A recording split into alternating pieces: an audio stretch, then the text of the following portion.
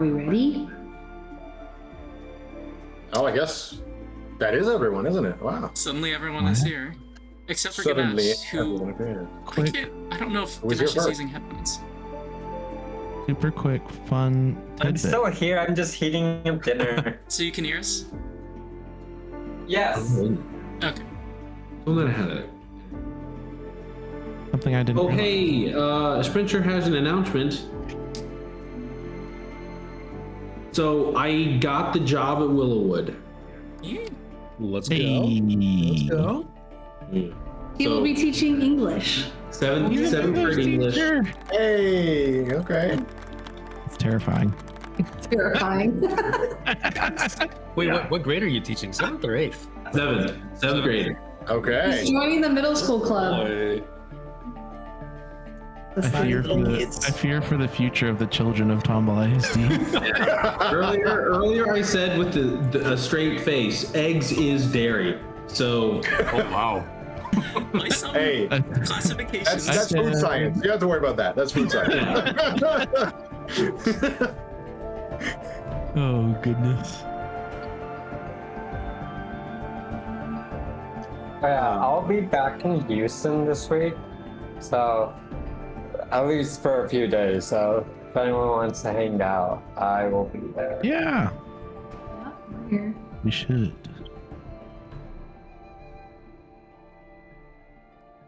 Rose, how's the snow? It actually just melted last night. It suddenly Oh, really? went back to like 40-ish. I think it got to 42 yesterday. So all the snow melted. But it's probably gonna snow again this week. So, you know. Not this weekend, You I take think. notes? Oh yeah. Back to a low of 30, a low of 13 degrees tomorrow night. So, you know. Damn. 13? I mean, that's how it's been. It's just how it's been. Yeesh. Gross. Just, I mean, so far I've just been dressing warm and it's been working okay. We're still there. We're still there. Is everyone on to watch together? Oh, no, I'm not. You join it. I'm muted.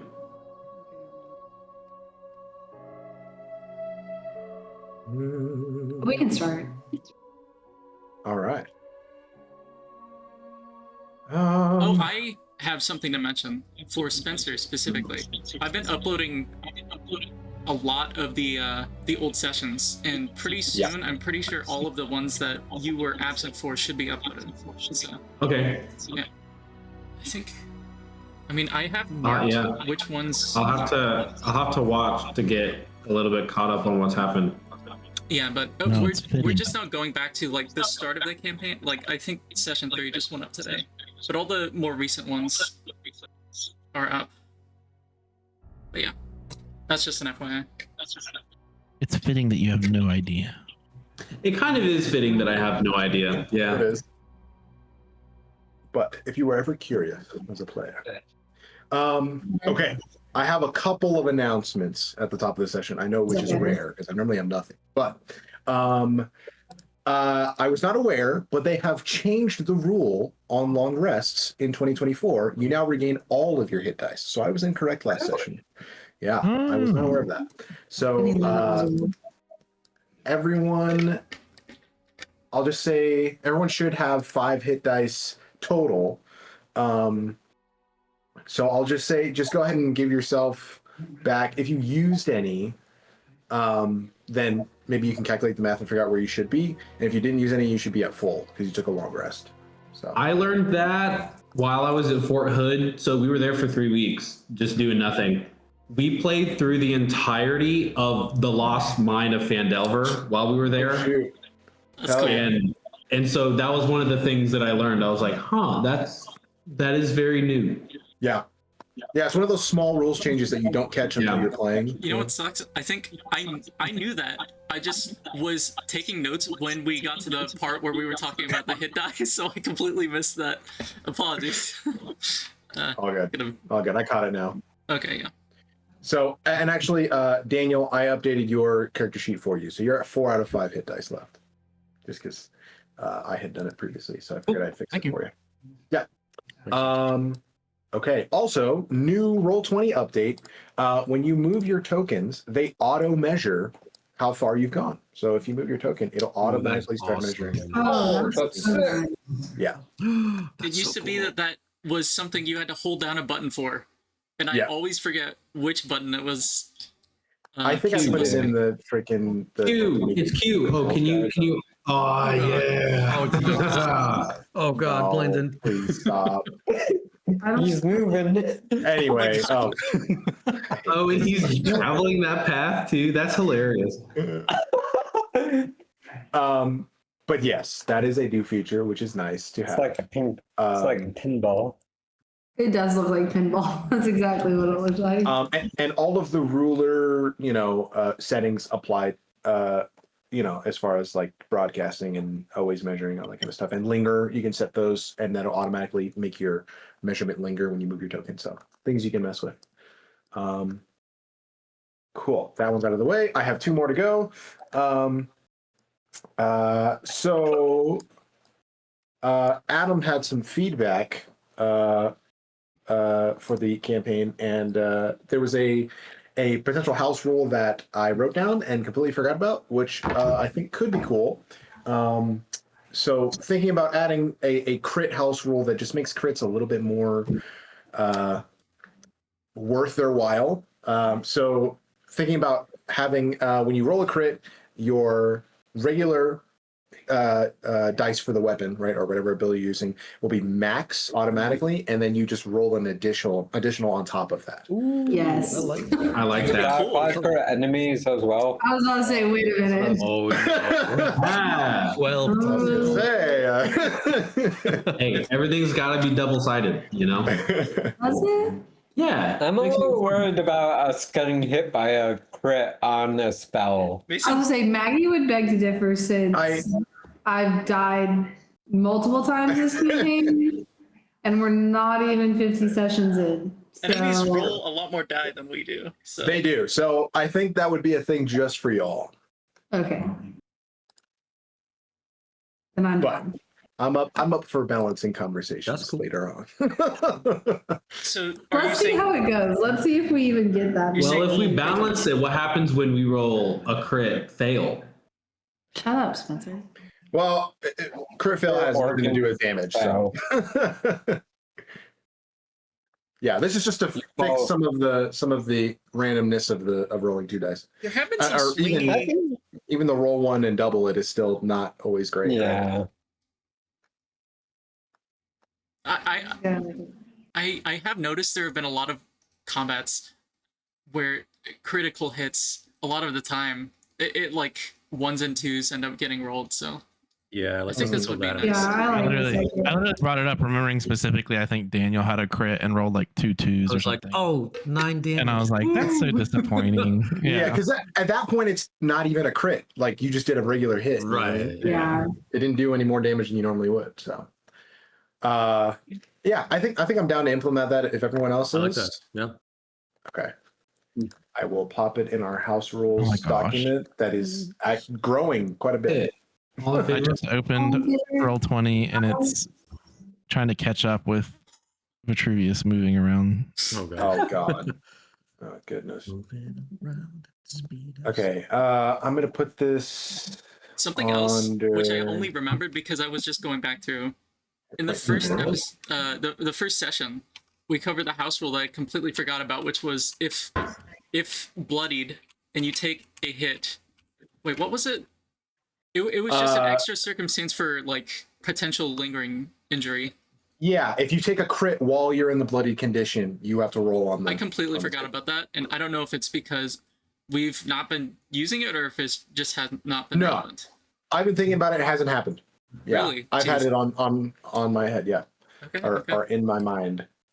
Yeah, all the crits have happened while y'all have been pretty healthy. So Thank God for that. Yeah, all the crits have happened while everyone's pretty healthy. Okay, and then I think that was the last thing oh no, there's one other thing, and then I'll do the character building question. Sorry, I had a lot. I was thinking a lot for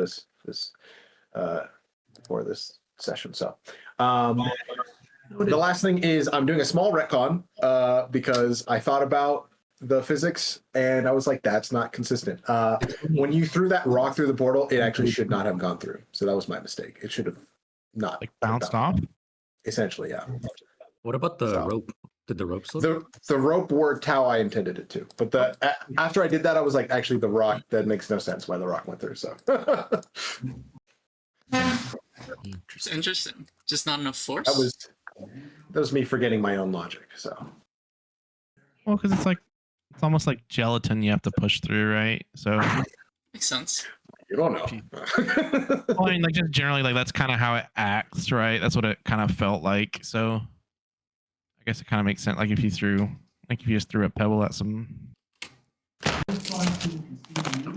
I'll say I've given some hints on how I conceptualize it working. So Homemade caramels. pick up on those. But okay, that is all I have. Unless anyone else has anything for the good of the order. Going once, going twice. Brenna's cracking a cold one. Hey, let's go. It's a bubbler. I'm trying something new for this recording, which is that I'm going to try recording the chat window in a small corner in the bottom of the screen. Oh, like the Discord chat? No. The Roll20. The Roll20 chat. Oh, okay. No, I'm not insane. No, I mean because I've noticed like I only get recordings of like die numbers when we're in combat. But outside of combat, it could be interesting too, because sometimes we end up rolling something and not saying what it is. But that's just in case you're wondering. I was going to say that, Adam. I will abuse it. I think that was the only thing that I had. Okay, there we go. And I'll remind everyone, it should be accessible to all of you, but I have all of the house rules and some raw rules reminders as well in this big document called House Rules / Reminders. So if you ever need a reminder on what our house rules are, or some references for like heroic inspiration or long rest, which I should have looked at because I have the entire thing there. But yes, that is a reminder just as much for myself as well. But yes, and then ritual spells, moving around other creatures, all that kind of stuff is there for your use, as well as the travel rules and the content limits, which are still there, and the potions, all that kind of stuff.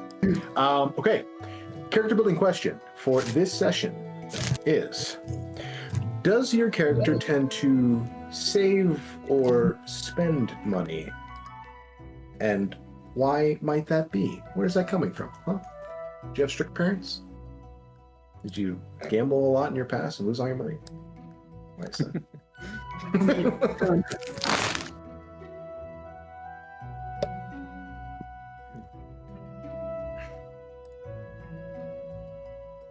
I feel like it's probably obvious at this point, but I don't think Kuuvalo is very good with money.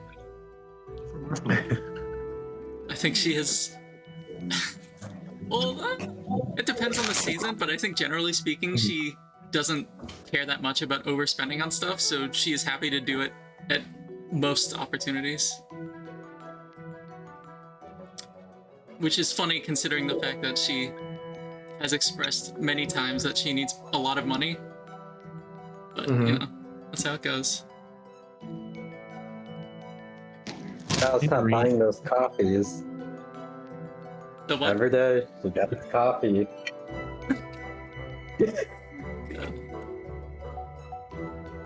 I need to rename I would say my notes to list of character building questions. It's just all that. Literally my latest page of my note, like my page right before, I have like half a page of notes from one session. And then like my current page is literally just character building question answer, character building question answer from since session 24 until now. oh my gosh. I think Blandon would save his money just because he doesn't know what he can spend it on. I think Maggie likes fine things, but she doesn't like buy random stuff. Like when she needs stuff, she like spends money to get it, but she's not like out there just buying it all the time. I would say that's pretty much what I had said for Samuel. Vitruvius would probably save his money and not spend it until he sees something that's like just big and shiny. I don't know. maybe like a book. Maybe he would like see like something that he would want in his library, but it's an insane amount of money and he'll just buy it on the spot. No questions asked. No questions asked. But like in terms of like day to day, probably wouldn't spend money.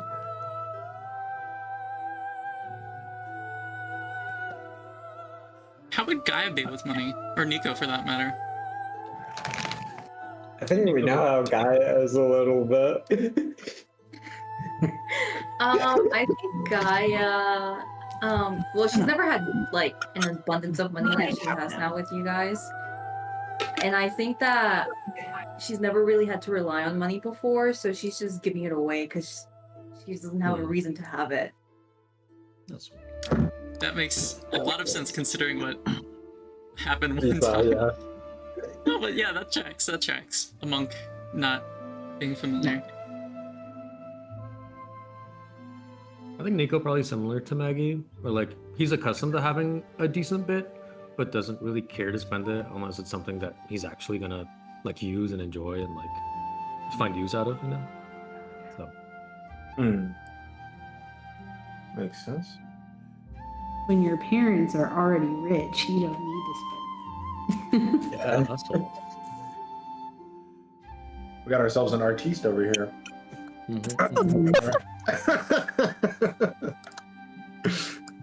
That's right. I'm watching. All right.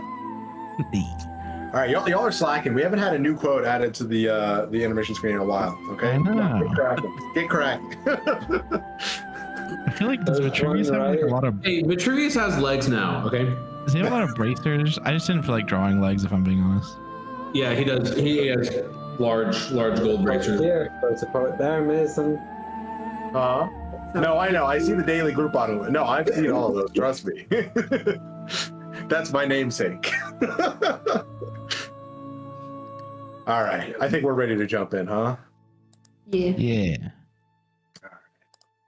Is this session 31? Is that right? This is session 32. I just updated it on the intermission screen. Who's doing that? What the hell is that? Somebody fricked it up, but I was drawing a very nice. I was finishing the rest of Vitruvius's body. My goodness. Children. All right. So. Does anyone need a recap? Do we need to recap anything? I just need to know where we are right now. I'm gonna recap that. I'm gonna do like the quick lead up to where we were. But does anyone need to recall what transpired? Basically, what spells are up? I have that written down. Okay. Protection from poison on Samuel for another 20 minutes, I believe. It was my calculation. Mage armor on Maggie for another 6 hours, basically, and then aid on someone from Nico. I forget who it was on, but Nico I think it cast that. was And then on. And then Blandon people has have bardic inspiration. Yes, the bardic inspiration as well, but that's Who has marked bardic inspiration? on your sheets, hopefully. Whoever went through the portal has bardic inspiration. That would have been Samuel, Kuuvalo, and Blandon. I think that was same for aid because I think I have three uses of it. And I think I give it all away. I think you cast it on the people that were lowest, actually, which would have been... I had really? thought it was Kuuvalo, Gaia, and then maybe Maggie or Nico himself. I didn't use it on myself. If that's the case, then it was probably Maggie. Let's go Maggie, Kuuvalo. What does aid do? I don't remember. It increases your hit maximum by 5. It increases your max, right? That's how that spell works? Yeah, for like So 8 hours. Everyone It should have heals marked and who adds. got it. Yeah, anyone who got it should have marked what their original max hit points were, and then the increase. Hopefully. Oh god.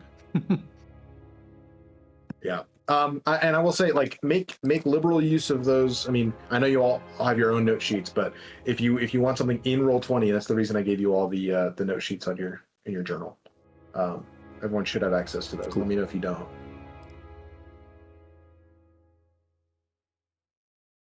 They're there somewhere. I can't find them right now. I know I saw them. Oh, they're there. Yeah. I have note sheets, yeah.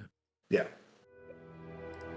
It's funny to me, this is a random little detail, but funny to me that I pluralize all of these things because I have all of them, but for y'all, it's just yours, right, in the folder. But okay, so everyone remembers exactly what happened last session? Exactly. Huh? Cool. We went through the portal. Yeah. Well, not all of you, but okay. Caught the spider, killed the spiders, saw a portal. People went through the portal. I did not go through the portal. That is correct. So we had Samuel, Kuuvalo, and Blandon who stepped their way on through the portal, and they were met by an incredible sight, I will say, of a massive lattice of webbing and debris and destruction and chilling cold as they walked through into this strange sitting room and a balcony that led out to this view. And around the corner, they heard what sounded like the signature sounds of someone searching through materials of some sort. And on our other side, within the Grand Temple of Alkosh still, we have Maggie and Nico near the portal, kind of awaiting any return from the rest of the party. Gaia and Vitruvius hanging out on the debris in the center of that chamber, and then Tails all by his lonesome, kind of hiding out in the stairwell, being too scared to join you all. But as we return to our story, I'm gonna say, Maggie, Nico, while you're waiting, after Blandon having just stepped back through, or anyone else in the chamber, while you're waiting on what's transpiring on the other side, is there anything you all are doing in the time being? Or are you just waiting patiently? I think just kind of nervously waiting. I'll probably be like playing around with the portal and like pushing it because it like rejected me. So like I'm gonna be like if you like, I'm just gonna like be testing it, pushing it. Should we go in there? Should we follow them? Well, we said we'd give them what, like 5 minutes, and then How long has it been? That's a good question. How long has it been, Nathan? I mean, you just saw Blandon stick his head through about a minute or two ago, and he went back through. Actually, he was pulled through, right? It seemed like he was struggling to hold himself, and they got pulled through the portal, and then was like, wait for us, and then ran back in.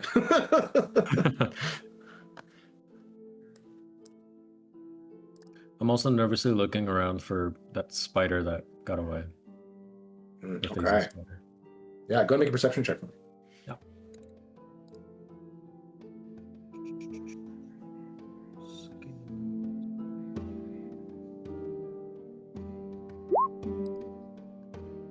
That's 23. Okay. Nice. Okay.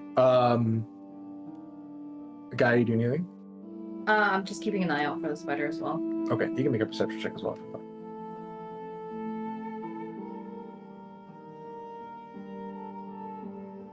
Interesting.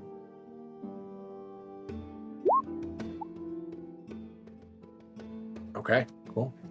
So I'll say, as you all are waiting around, looking around very carefully, Vitruvius messing with the portal, and it very much continues to not allow you to pass. But it's not that the portal doesn't allow you to, it's that you feel that magical tether like pulling you back every time you attempt to move through this extra dimensional space.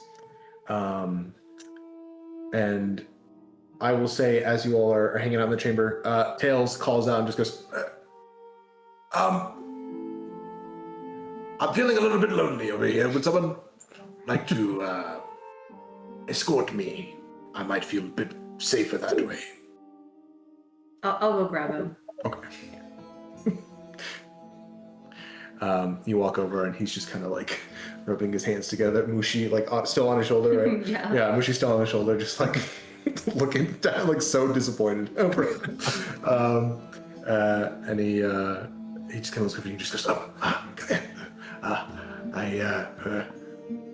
glad to see that you're good to go and okay. Looked a little bit dicey there for a moment, which is why I'm a little bit nervous to walk in here. But I think, well, you're pretty tough to not have been taken down by that. I think if we walk together, maybe I can slush through this water. But do you have that book? Maggie has it. Maggie has the book. Okay, and Maggie's yeah. All right, let's go. Start sloshing through the water together. Can I be like reading through the book while? I guess that's what I would have been doing while they were going through like portal and looking. The big around. like book of scripture. Yeah, can I just start reading it? Yeah, make an investigation check for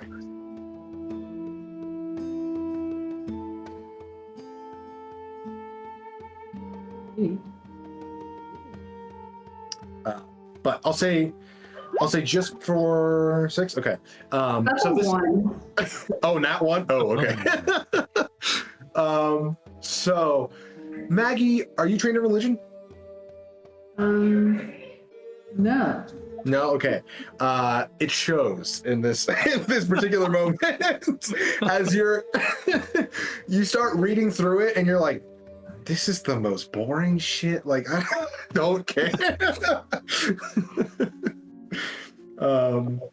It's very like flowery language. Yeah. And like the kind of overt praise that you find particularly despicable with your position as like a politician's family member, but also a politician yourself. You're just like, oh, this is superfluous. Why is this written this way? So quickly disinterested. But I'll say as Tails and Gaia, you are sloshing through the water, getting there. Nico, you look up at the ceiling above them. Oh, it's back. And emerging out of nowhere, out of thin air, you can see a thin line of web, and the form of that large mutated spider, like hanging like a couple feet above Tails and Gaia, about to leap down and pounce.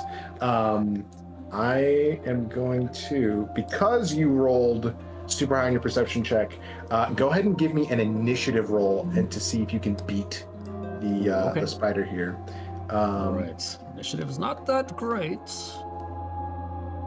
You can do it, bro. I believe in you. Sure. 17. 17? Oh, shoot. Spider rolled a natural 17 plus 4. No. Okay, so it is going to jump down. This essentially works as a held action. So it's just going to jump down and get one attack here. And I am going to yell, Gaia. Gaia, help! I'm grabbing on Gaia. Anytime we get into anything, it's just Gaia, help! Yeah. Okay. Because it was hidden from you, Gaia. And you know what? Because we have it, why don't we use the map here? Oh boy. Just for reference. Technically, those webs are still there. Yeah. So go ahead and move yourselves to where you would be. I'm gonna get. Is Dwight? Where would Dwight be right now? He went in with me. He came through. Went in with you. Okay, that's what I thought. Okay. Which I thought about that like right before we started. I think technically I needed to have like rolled a stealth check for him for those of us that are in there, but that's not what we're doing right now, so no worries. Yeah, we'll get back to that here in a second. Okay, I'm going to get rid of this R marker because that's technically no longer there. Fantastic. And Gaia, you are no longer large, but you would be about... You know, I'm going to get rid of those webs just because they're a little annoying and they're not actually going to... They're cotton candy webs, so they melted in the water, remember? they're just not going to play into this currently, so...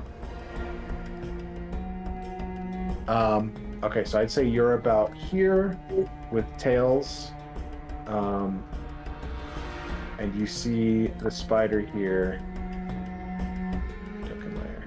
Like right above you. I'm gonna place it here just for the sake of that right now. But right above you here. And we're gonna see here.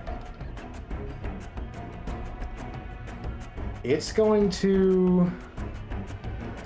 I'm going to roll a d20 here to see if it targets you or tails. I'll say 1 through 10 is tails, and 11 through 20 will be Gaia.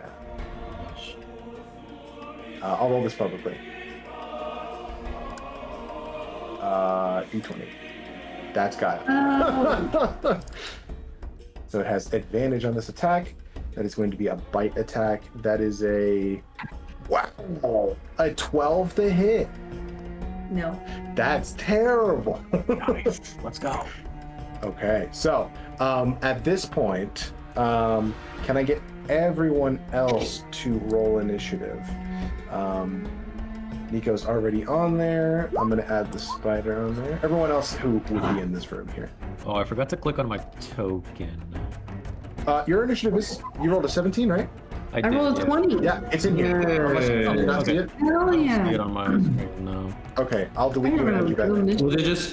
Was it just y'all two rolling initiative, or is Yeah, everyone? No, everyone in the chamber now. Yeah. As you Can see I- this take place. Can I participate through Mort? How do I roll initiative? So with more, I'm assuming it works like a familiar, right? Like you have to choose to speak through or to look through his senses, right?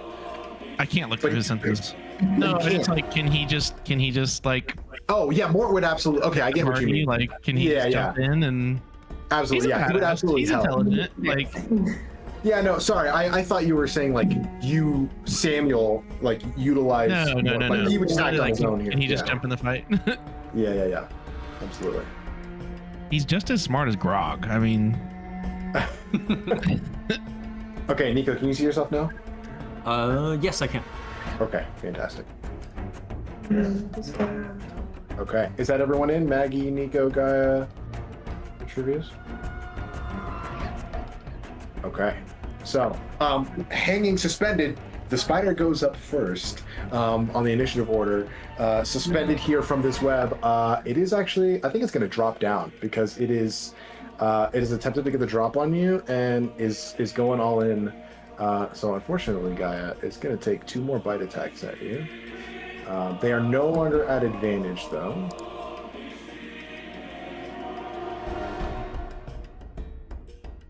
That is a 21 and a 15.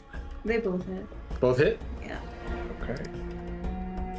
First one is 12 points of piercing and 6 points of poison damage. Wait, did I say 12 first one? 6 and 6, sorry. 6 of piercing, 6 of poison, so 12 total. Okay. My bad. And I need you to make a constitution saving throw.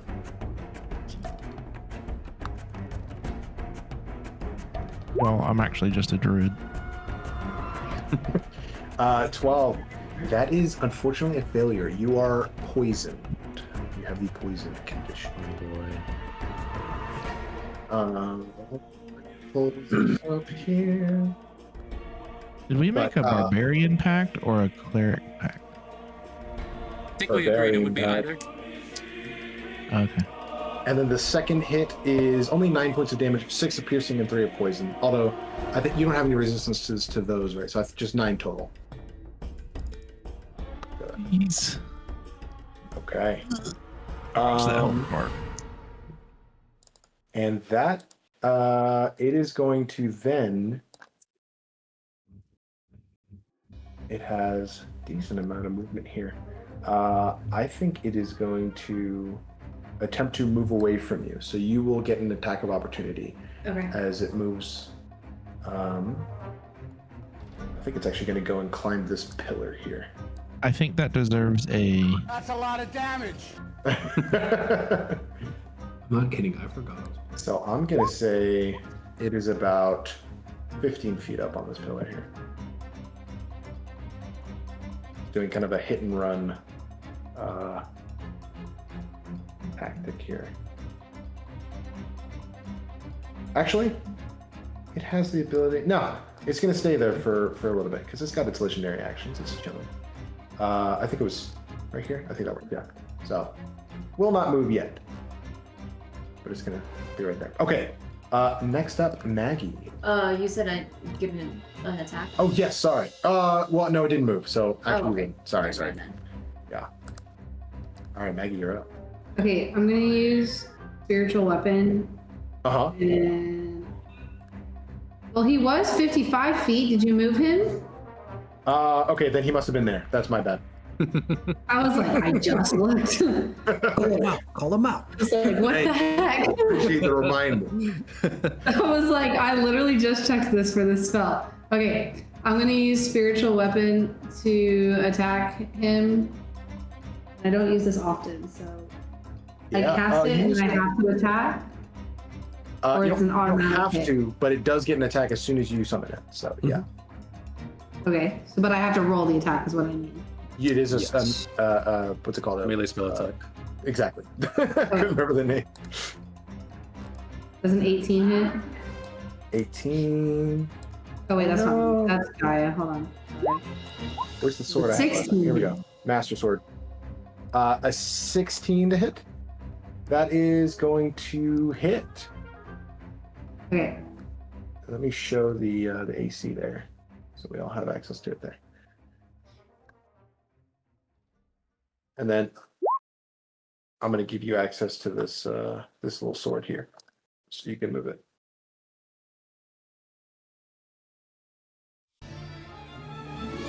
That's sick. 6 points. Yep. Well, it's 1d8 plus 4. Let me make sure it added the plus 4. Force damage. It did. Okay. Nice. So- That's a bonus Okay. action, right? You can still do a. No, that's No? an action. Oh. It's I a think bonus it's- action to move it once it's cast. Yeah, on Cast subsequent it. turns. I see. Oh wait, it may be a bonus action. Yeah, look at the casting time there. Oh, no. Oh, it says it's a bonus action. Okay. Well, I can't do anything. Yeah, you can't do any more leveled spells, but you could do a cantrip. Absolutely. Do a little Oh, yeah. sorceress burst. Yeah, I'm gonna sorcerer's burst. Controlled by. There we go. Well. Just kidding. Oh goodness. Okay. So it's unfortunately one of those times when your sorcerer's magic, you try and summon it from within you, and it just splutters in your hand. You're like, damn it. This is why I don't use new spells. Yeah, you'll just see like her wind up for like some fire, and it'll just like lightning crackles at her fingers, and then it goes away. All good because you got a magical sword out here doing work. Yeah. So yeah, we had the. Damn it! I thought we were done with these things, and then that's my turn. Okay, good. Drops down, kind of like with its these large pincers that are like probably about the size of like from like I don't know, shoulder to like midway down the forearm. Just kind of reaches out at Gaia twice, and you slash at it across the back. At the end of your turn, Maggie, it is going to use a legendary action to make one more bite attack on you, Gaia. Not an advantage, as it is mad. It is angry that you have killed its partner. That is an 18 to hit. It hits. 11 points of damage. No. Are you okay? Looking dude. I'm not okay. I'm not okay. I am way below bloodied. Okay, So we gotta put the red dot. All right. The red dot there. Okay, Nico, it is your turn. All right. As I scream at Gaia as it's dropping down on her, I think I just put my hand up and cast a little firebolt at it. Okay, yeah. And that's all I can do at this range. And I'll say it's just big enough that you can see it over the rubble there, because you are raised as well on that platform. So yeah, that hits. Okay, 21. It's gonna be 7 points of fire damage. 7 points. Okay. Crashes into it. And then also, cool, that's it. Okay. At the end of your turn, Nico, it's going to use one more legendary action, and it is going to jump 25 feet this direction. And that is going to be that. Gaia, it is your turn. Would Gaia get a reaction? I'll say yeah. It used its movement to do that, so you can get attack of opportunity if you want now. Okay.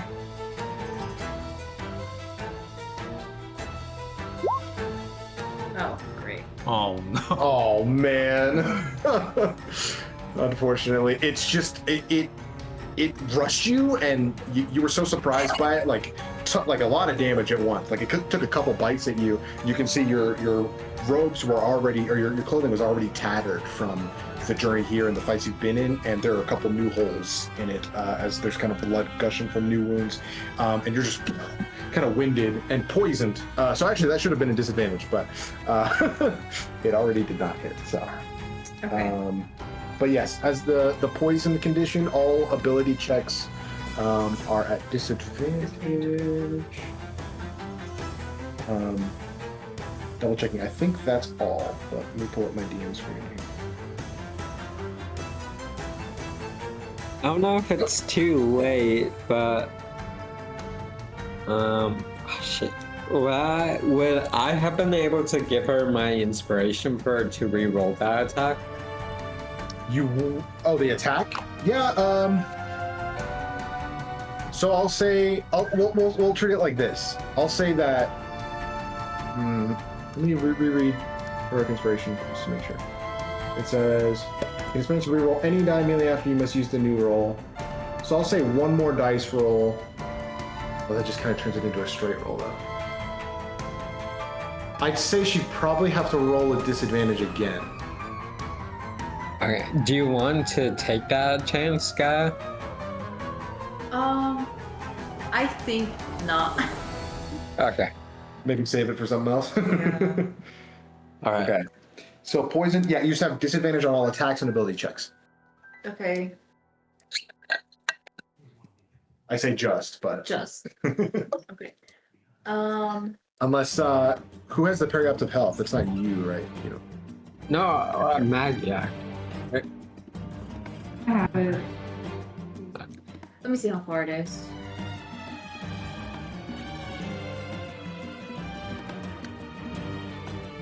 Yeah. I'm going to activate my elemental attunement. Okay. So use a focus point, and then I'm gonna run up 25 feet. Okay.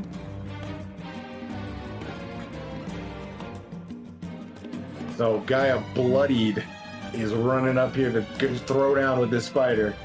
Then I'm gonna attack it twice. Okay, yeah, go for it. At disadvantage. Okay, yeah. Come on, Gaia. You can do this. Just a thought. Can't you do that from like 10 feet away? You can. You can stay further back. Just, put that out there. Yeah, if you want to be back 10 feet like here, you can still hit because you're like, constrained, right? I'm guessing like 2 to 5 hit points.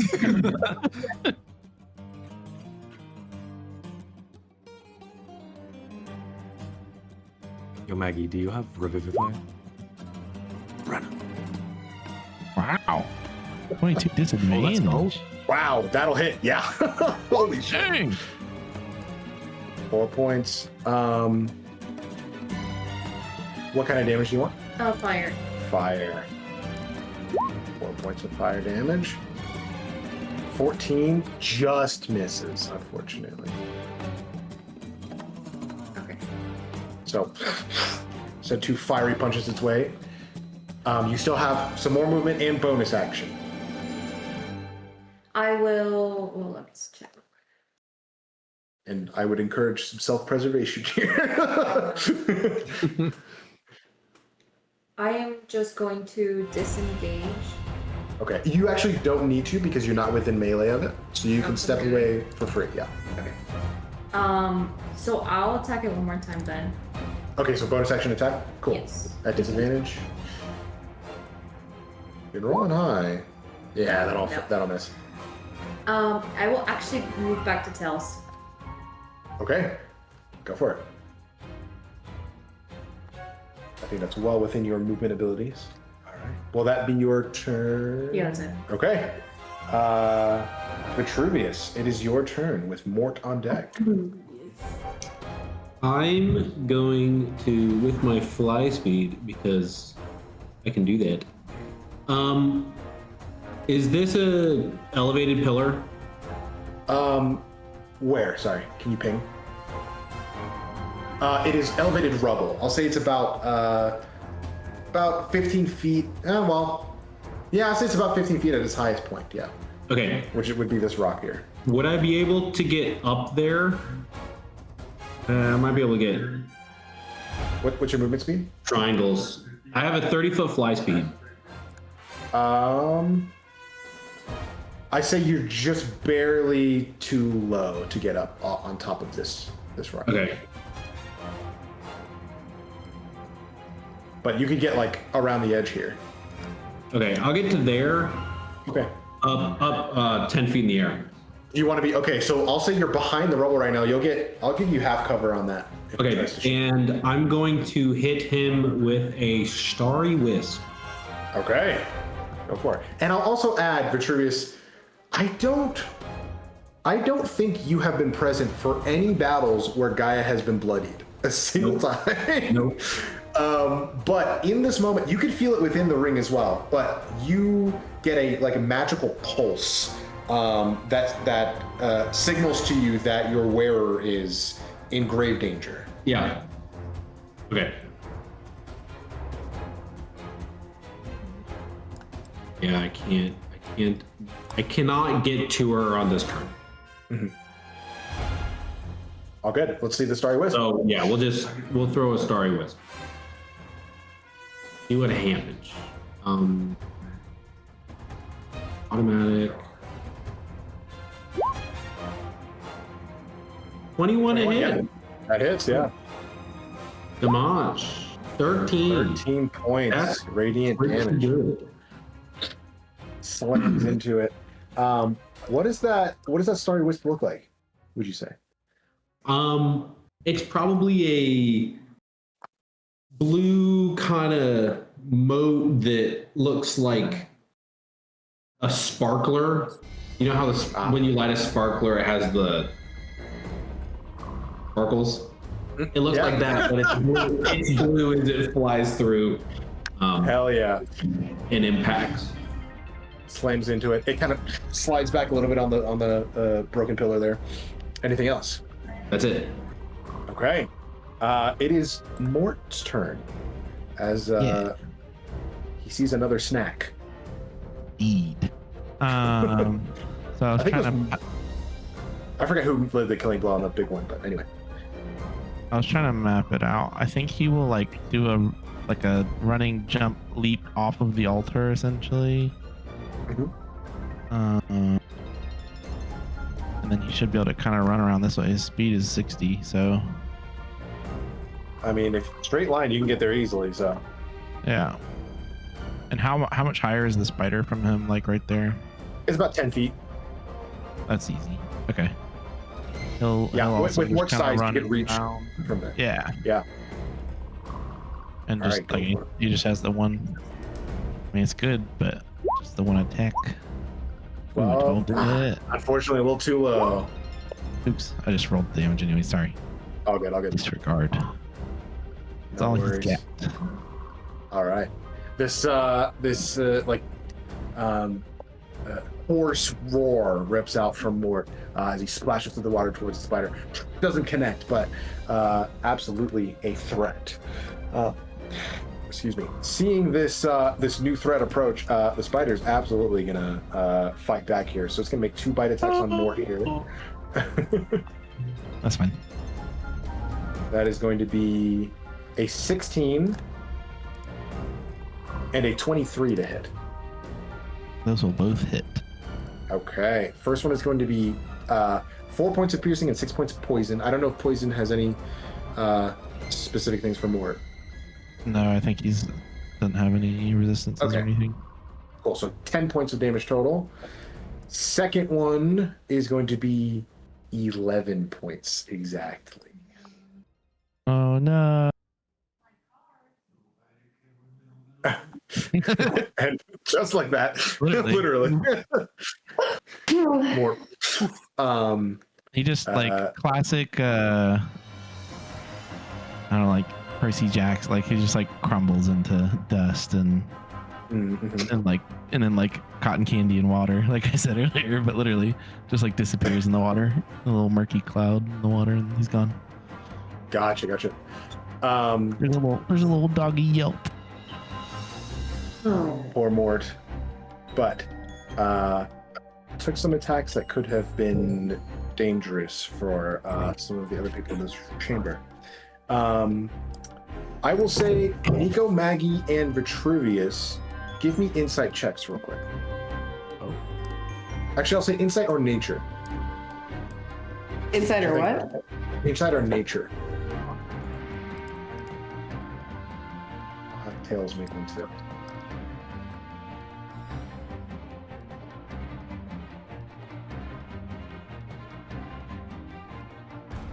Okay, wow, those are some good insight rolls. Not too bad, not too bad. Okay. Nico and Vitruvius, I'll say, as you are seeing this spider's behavior, particularly as it rushes you, Vitruvius, it is moving rather erratically, and you immediately pick up the vibe that it is. It has been what's the word I'm looking for? It's moving strictly on instinct right now, and it's just like attacking anything that threatens it in the moment. Essentially, like it's just in fight or flight, and it's fighting. Vitruvius, that is all of its movement. It doesn't have any more attacks for the turn, but it is next to you. Maggie, it is now your turn. Wait. Seeing that it's that close to Vitruvius, I'm going to use my... If I use my bonus action to, like, attack with the weapon again, is that another magical attack or whatever? Yeah, it'll be another attack roll, if that's what you're asking. But it's not casting a leveled spell, so you should be able to cast a spell with a level otherwise. Okay, that was what I was asking. Okay, cool. Exactly, yeah. All right. So I'm going to attack. Okay, you're going to move it as a bonus action? Yeah, I'll move it as a bonus action. Okay, gotcha. Oh, I didn't mean to cast it. Sorry, I just meant to attack. All good. Oh, is that the attack roll there? I think so. 11. Okay. Just make sure those bonuses are accurate. Yeah, 4 plus 3. Yeah, you rolled a natural 4. That's rough. Unfortunately, that's going to miss. Okay, so then I'm going to use my action. Oh no, what did happen?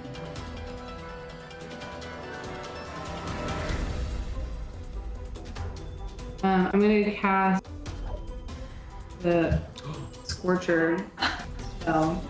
Okay, yeah. Go for it.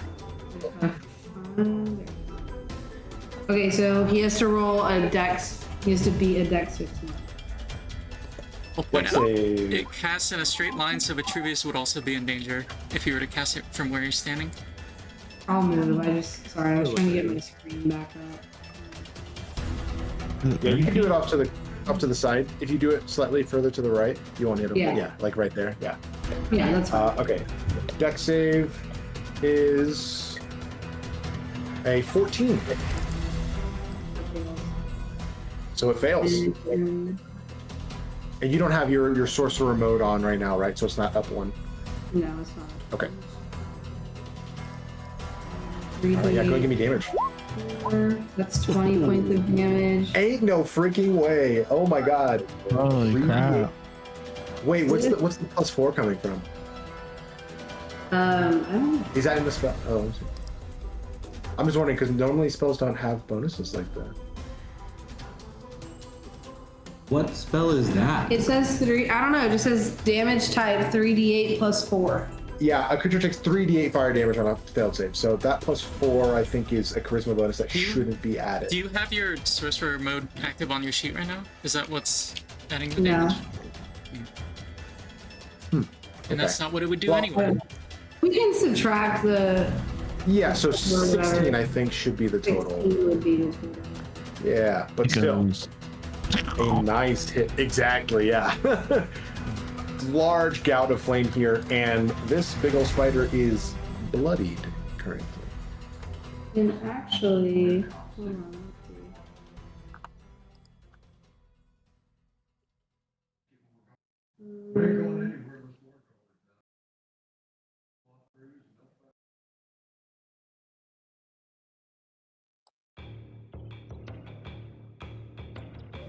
Nico, you're on deck. You got it. No, never mind. Yep, that's it. I couldn't remember. I knew I took Quicken Spell. I couldn't remember if I took the one where I can like reverse a turn and try again, basically with a spell if it didn't work. Oh, gotcha. But I took Subtle Spell, so Gotcha. Hey, that's yeah, another good that's my ability. turn. Nico, with Guy on deck. Cool. I think Nico doesn't want to take any chances, and it's just gonna send a magic missile with his last spell. Okay. Yeah, as the spider is, there's fire along its back and the tops of its legs. Actually, sorry. At the end of Maggie's turn, it is going to use legendary action to make a. Yeah, it's going to make a bite at Vitruvius here. That is going to be an 11 to hit. I don't believe that hits. 11? Nope. Yeah. Nope. All right, that's it. Nico, go ahead. Cool.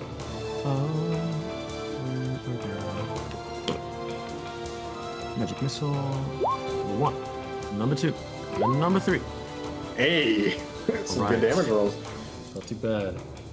That's a 13 total. 13 points of force damage.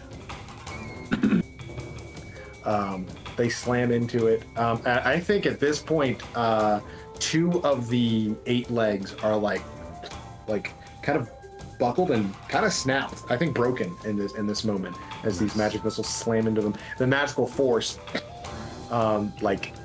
mystical punches. What does it look like when Nico casts Magic Missile? I don't know if we've talked about it before, but Probably similar to Firebolt, but instead of like red energy coming out of it, it's like blue little beams that kind of come out and like a Triforce. What's that animation? Because Adam's adding to the immersion here. I was barely in the fight, and now that's gone too. So Now you're really in the fight. Hey, don't worry, y'all got your own things you're dealing with on the I other side. am the fight. Yeah, no, for real. I think that's really all I can do. Okay. Yeah, no good bonus actions, and I think I'll stay right there. All good. At the end of your turn, before you go, Gaia, it is going to use its last legendary action to jump once more. Oh Right no. next to you, Nico. As it takes those hits and just kind of instinctually jumps. Vitruvius, if you have any opportunity attacks, I don't know if you have a Warcaster, but if not, you can at least make a melee attack. I can make a melee attack. I do have hand axes on my person. Hey, let's see it. Let's see Vitruvius get down and dirty. Probably not. Unfortunately. Even as large as the spider is. I have not used a hand axe in millennia. That's fair. It's been a while. They're actually just ceremonial. Yeah. I'll say actually they kind of scrape off of the hardened armor on the outside of the spider, but okay. Gaia, you can take your turn. And actually, Mason, I was gonna say Tails. I'll have Tails make a turn, yeah. Run away or anything? Tails probably would have, yeah, he would have been like up here. He's like frantically climbing. Actually, no, he's at half movement. He's probably like right. Well, dash. He could probably. You would get 30 feet on a dash. Yeah.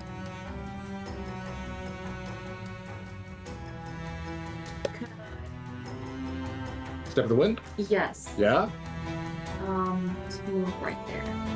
Yeah, absolutely. I would say Oh, is it elevated? it is elevated, so you would have to get right up to the edge to see it. Okay, I will do that. But there's no wall on this platform. It's just platform and then the pedestal, so you can actually see directly to.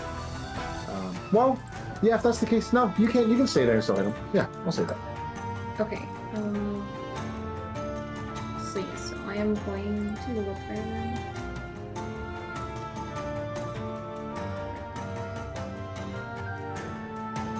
Actually, no, I take it back. Yeah, you would need to be there, I wouldn't be there.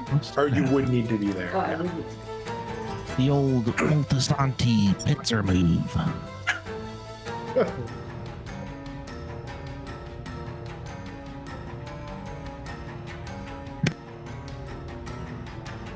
to attack twice. Okay, let's see it. At disadvantage still. Yeah.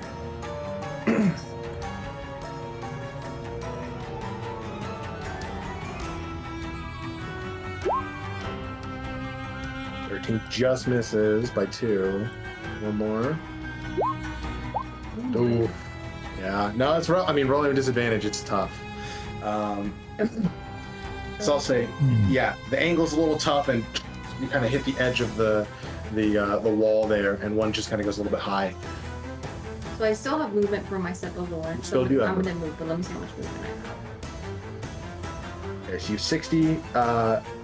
You step of the wind gives you a full set of movement again, right? Yeah, let's just take your dash action. So you have 90 feet of movement. You have 30 more feet of movement. So I'm going to move. Oh wait, no, you're at half speed here. So actually, because you're not big anymore. Oh, Shoot, where were you? I was right here, like right here. Okay, so you have 90 feet of movement, which means you have 45 feet of movement, which means you could have gotten. I could have not. Yeah, you could have gotten there. You missed with both attacks anyway, so if you wanted to move somewhere else, you can. I can. Yeah, if you you can't be there, so you've got to be somewhere here or further back. Can you see my ruler right now? Yeah, I can see it. Okay. I will be right. Yeah, somewhere around here. Okay. Okay, that works. Yeah, unfortunately, you're still sloshed with it. Now you're really feeling the water because you're not big anymore. Nico's spell has not has faded at this point. Okay, that'll be your turn. All right. The I'll water's say, magical and it washes you away the wanted- poison. If you wanted to do something else with your action, you can, since you wouldn't have actually gotten close to attack it. So, if you want to cast a spell, because I know you have a couple spells.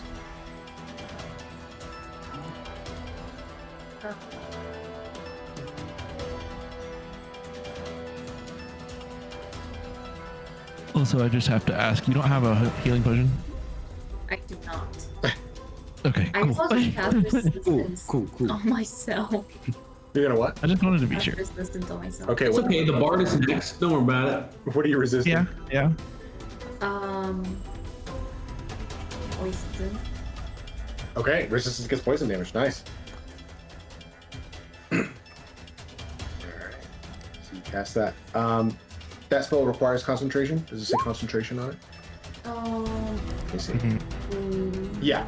So you are concentrating now. Fantastic.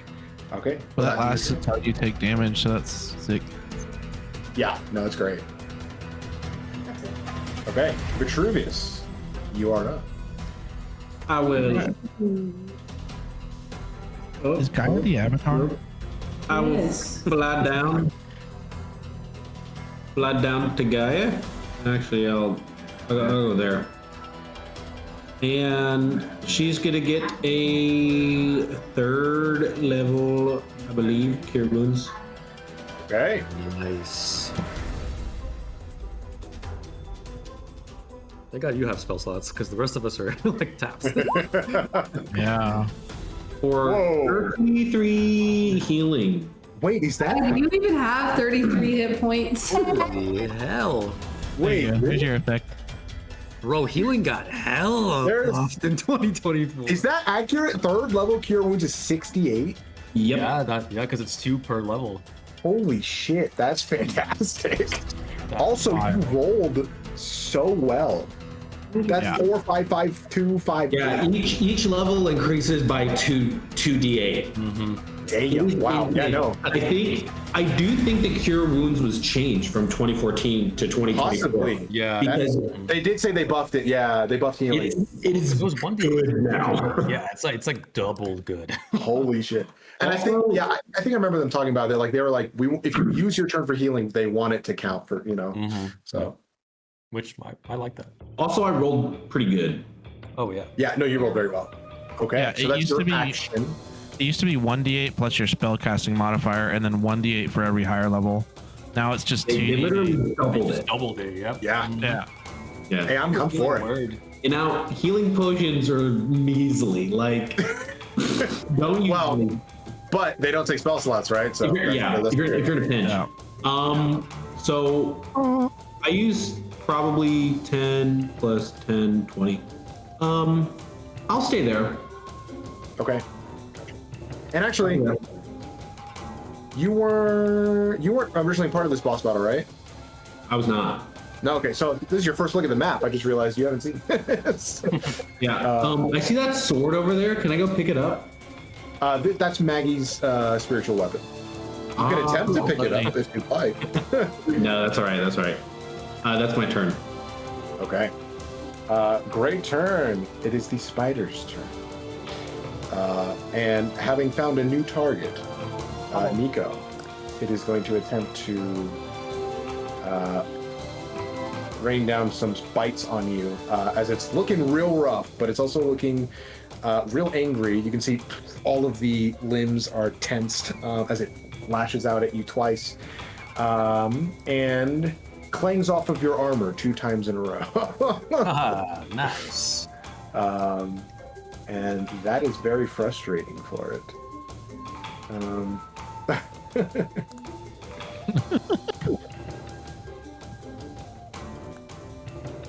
It is going to...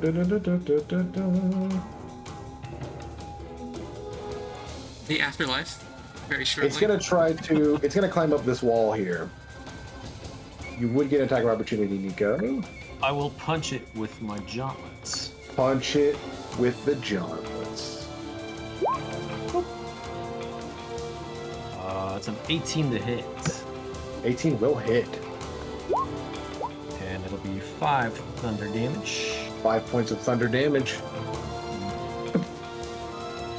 As you punch it, it kind of climbs up the wall and turns around to face you once more, and it begins to rear back for something. Maggie, it is your turn. It does have disadvantage on attack rolls. Oh, I guess that's until the start of my next turn, which is next. So never mind. Oh man, yeah. The way that worked out. Maggie, it's your turn with Nico coming up. Okay, I would like to try and hit the spider again. So I'm gonna move it With what? with my sword. Oh. Actually, it's not a sword. It's a lightning bolt that looks like a spear. But I digress. Oh, okay. I can change the token. It's okay. I think I originally said sword, but then I hadn't really thought about it, and so I'm sticking with lightning bolt. Gotcha. Okay. Is it how far can you move it? 30 feet? Only 20 feet, actually. 20 feet. Okay. So it wouldn't actually be able to reach. A little slow. What? Okay. Yeah, it doesn't keep up too well. That's fine. You know what? This should hopefully be our last battle. Oh, just kidding. I'm out of second. I can cast 2nd level spells at a 3rd level, correct? If the spell, you can always do that, but there's no benefit unless it has a blurb about casting at higher level. Okay, well, I'm gonna cast Agnazar's Scorcher at a 3rd level instead of a 2nd level. Okay. And the damage increases 1d8 for each slot level of by the Awesome. So it'll be an extra D8 on top of whatever you roll. So he needs to roll lower than a 15. Oh, it's a dex save. Sorry. Oh, you're good. That is an 11. Hey, good. It fails. And what's the range on it, just to make sure? 30 feet. 30 feet. Yeah. I'll move if I need to. Yeah, you probably need to move a little closer in order, because it's 20 feet up on the wall now. Oh, that's right. I forget.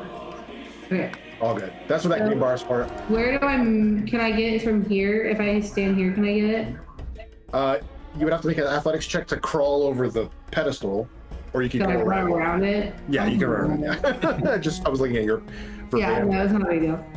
Okay, so there you can hit it. Dexterity throw of 11, it fails. Okay, so then I'll roll 48 instead of 3. Yeah. Straight roll it so it doesn't add the. Yeah, good, go for it. And this is the one with exploding damage. Is it that sorceress burst? No, this is not exploding damage. This is just. Cool. 13 points of fire damage. Maggie, you sear off like 2 of its back legs that it's using to cling to the wall, and it kind of slips for a second and is trying to get purchase on the wall still. Okay, then That's I'm gonna Patricia's use. doing the guy over there. I'm gonna use Quicken Spell again because I have 2 sorcery points left, so I might.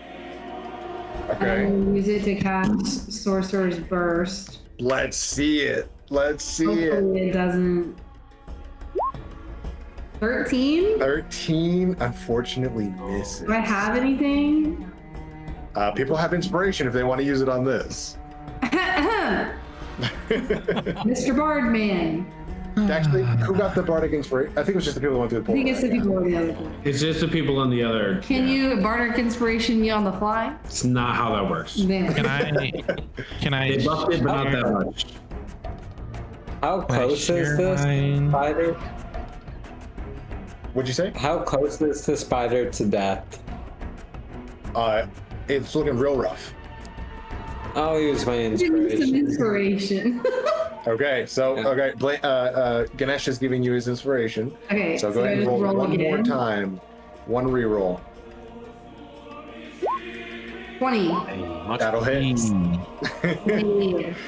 Okay. Because you can see it. I'll say as you go to attack, you use this scorcher, set it on fire, burn off those last 2 legs. It's still rearing back to shoot something at Nico, and you quicken that spell. Go and roll damage. Yeah. Please kill it. I'm sorry, I'm trying. Not a good roll. 6 points of damage. What kind of damage are you doing here? It's gonna be lightning, and it's gonna like come out like blue flames in her hand, and as she quickens the spell and claps it into like shoot off, it just like and zaps the shit out of it. Nice. It's like you read my mind because I was going to ask you how you want to do this. Oh, nice. Let's go. So as its pincers go to Nico or whatever, Maggie like shoots off the fire from the scourge, and she gets the back 2 legs, and then she sees that it's still going for Nico, and she spins her hands, and the flames like essentially compact together into a lightning. And as she claps her hands, it shoots the lightning straight at the spider, and it just like you see the rest of the lightning like I don't know what's it called, like spark through its body, and you can see Yeah, it. arc And then through it. Yeah. and then it just like collapses on the ground. Oh my god, that's sick. Pretty good effect. I'll say, yeah, as the lightning strikes it, you can see it arcing through, and I'll say the spider's body, much like you saw before, like goes in and out of this reality as it's like sparking and like short-circuiting that part of its biology, and it just falls to the ground in a smoldering heap right next to the Hell yeah. Oh god, it's about to get sucked. And I will change the Hey, you music saved me. there. Thanks, Maggie. Well done, half of Temper's Tides there. Woo. That was a good use of inspiration. Now let's hope we don't need this side of the portal. You got 2 other people with I got one for us. It's okay. Okay. You're fine. Okay. So, unbeknownst to the 3 of you on the other side of the portal,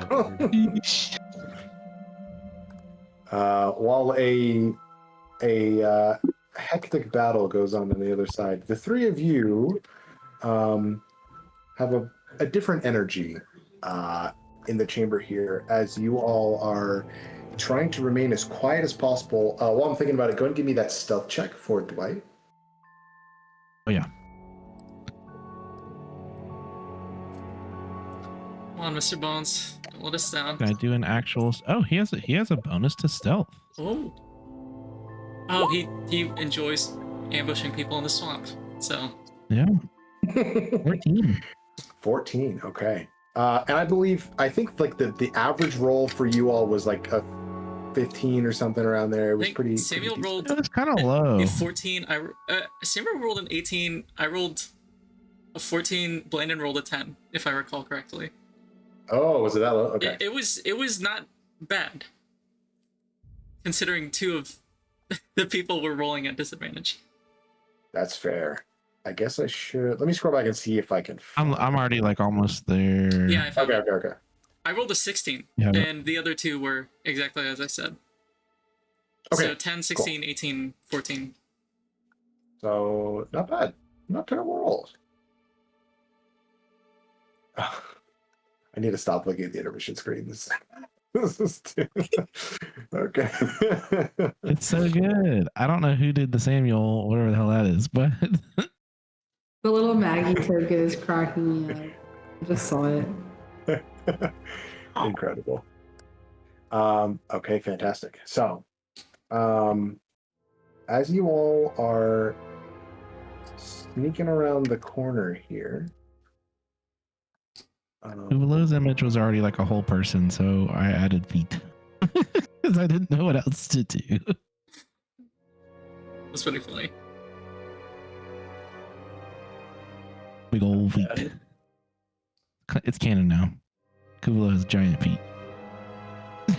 She's got, I think, weirdly thin, but definitely very long, elvish, like weird feet. Size 24. Yeah. Hey, I need the story behind this lightsaber thing. Like, what's going on? The lightsaber? Dude, it's sick. You don't even know yet. Oh wait, you weren't there for wait, has no idea. Was Terraecis there for the challenge? Nope. No. Oh, damn. God, he's been missing it. But He's missed quite a bit. You'll see in a I will second. say you all seem to have gone unnoticed currently, but you can still hear that kind of rustling sound around the corner. Is anyone moving to take a peek? I'll gesture to my boys. Not saying a word, but I will gesture.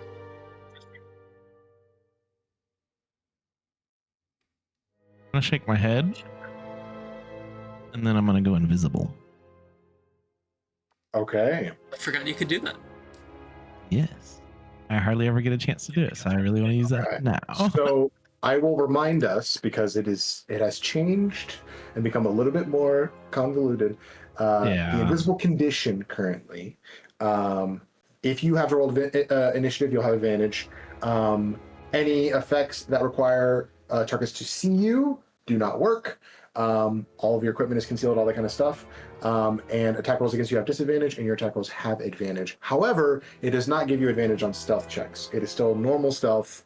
But I will say, as a house rule, because it doesn't have this in the description, if you are standing still, though, I will give you advantage on stealth. But if you are moving, you will have a straight roll on stealth.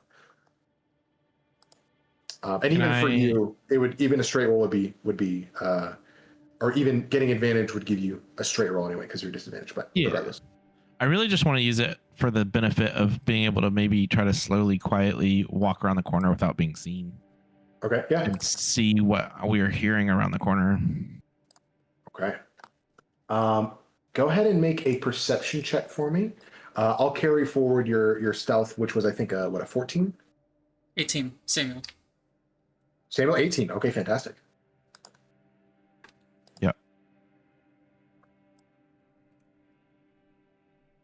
I would have I would have like nodded with my finger because I had my finger over my mouth and all that. I would have nodded and then I would have just gestured like stay, like held my hands up and then disappeared. Okay. Go ahead and give me a perception check as you sneak around. Yes. I'm built for this.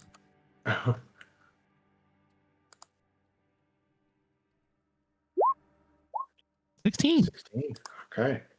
So I'll say as you head down that hallway to the left of where you all came in from the vantage point of the portal, you head down that hall, and quickly to your left in that hallway is a doorway.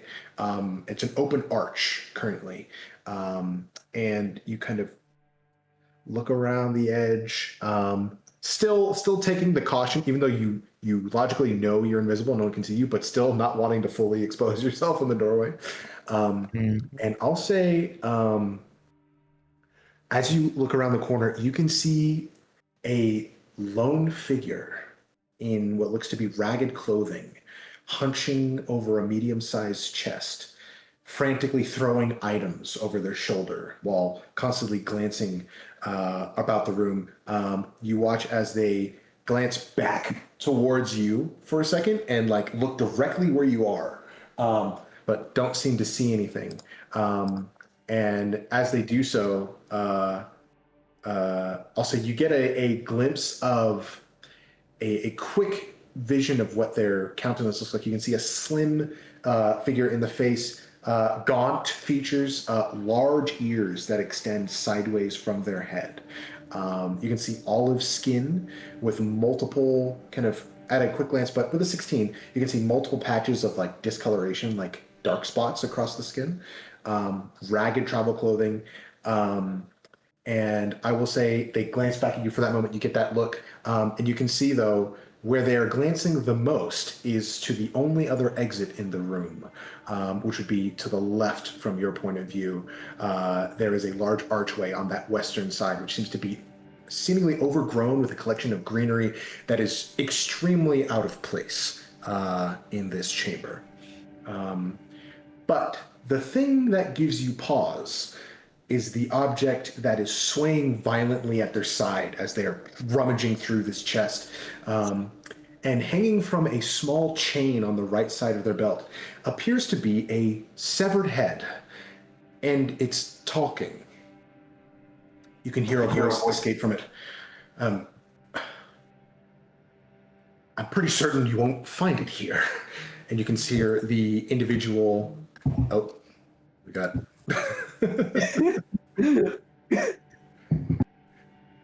Slight interruption. All right. I guess Spencer's got to go. He's just gonna head home, so he's not here super late. Gotcha. Okay. So I guess Vitruvius gets sucked back into the ring momentarily. I'll back up real quick, just for a second, so you can hear that dialogue there. Yeah, sorry about that. All good. I'll say the severed head that you see kind of hanging there on the chain speaks. You hear the voice coming from it, and you can see it says, "I'm pretty certain you won't find it here." You can hear the kind of slim individual that's rummaging through just go, "Shut up, you! I swear I'll throw you out for all the help you've been." And just kind of like smacks the head one time, and just continues searching, throwing things over their shoulder. But you are currently unnoticed at the moment. Are you doing anything? Couple of quick questions. What is the like stature or like height of the person? For the 16, they seem to be taller than you. Okay. For sure. Okay, but not like tall. It's not overly tall, no. Okay. It should be like about average humanoid height. Okay. And then can I see any like detail of the head that's on the chain at the waist? Yeah, I'll say with that perception roll. I'll say if you want to take another beat just to like continue looking at details or picking up details, you can see there's There's not a ton of light in the chamber, but just the bit of dim light that you get coming from the back of coming from the balcony, just kind of bouncing through this chamber, you can just barely see on this what appears to be a severed head a glint of what looks to be some kind of shiny material across its face, which gives you a clue as it may not be a literal like humanoid severed head. It may be made of something else. Okay. And then, okay, so I'm coming from like an archway from the balcony, essentially. Correct, yeah. And then there's a room, and then directly across on the other side is the doorway that you mentioned, or is that like? And actually I forgot to describe one detail, but the doorway that you're looking at, that they seem to be glancing at more than anywhere else, is on the left side of the chamber they're in. Okay. And you can see the whole right side of the chamber, I forgot to mention, is completely destroyed. Just debris everywhere. Like crumbling in? Okay. Yeah, crumbling in. And you can see a little bit further down the hallway that you're in, it is similar, like just completely caved in. Okay. And then if there's a chamber in front of me, I'm at one archway, there's a doorway to the left, and they're like across the room straight in front of me, kind of? Correct. They're at the opposite wall from you, and then there's a doorway to the left that they keep glancing at. And do I get can I tell at all? Is there enough light for me to tell what kind of stuff he's like throwing out? Like what he's rummaging through? Yeah, I'll say just like rough even, I don't know. Yeah, I mean, a lot of it is like, you can see there's a lot of rubble they're throwing, like a lot of rocks and stuff. Other things you can see, they appear to be the belongings of very like human like possessions. You can see like bits of clothing, pieces of parchment, little knickknacks here and there. You see a couple like magical implements. There appears to be a spell focus, like a little like ball of crystal about the size of a palm that they just kind of throw behind them, and it kind of cracks on the ground. They're making a decent amount of noise right now. Okay. Can I I'm gonna head back and find Kuuvalo and try to get and like whisper to Kuuvalo, and also try to get Blandon as well, so that I can just whisper to y'all like, there's a guy there. He has a talking companion head on his hip, and they're searching for something. I'm gonna go get closer. I think we should try to get Dwight to come out and see what he does.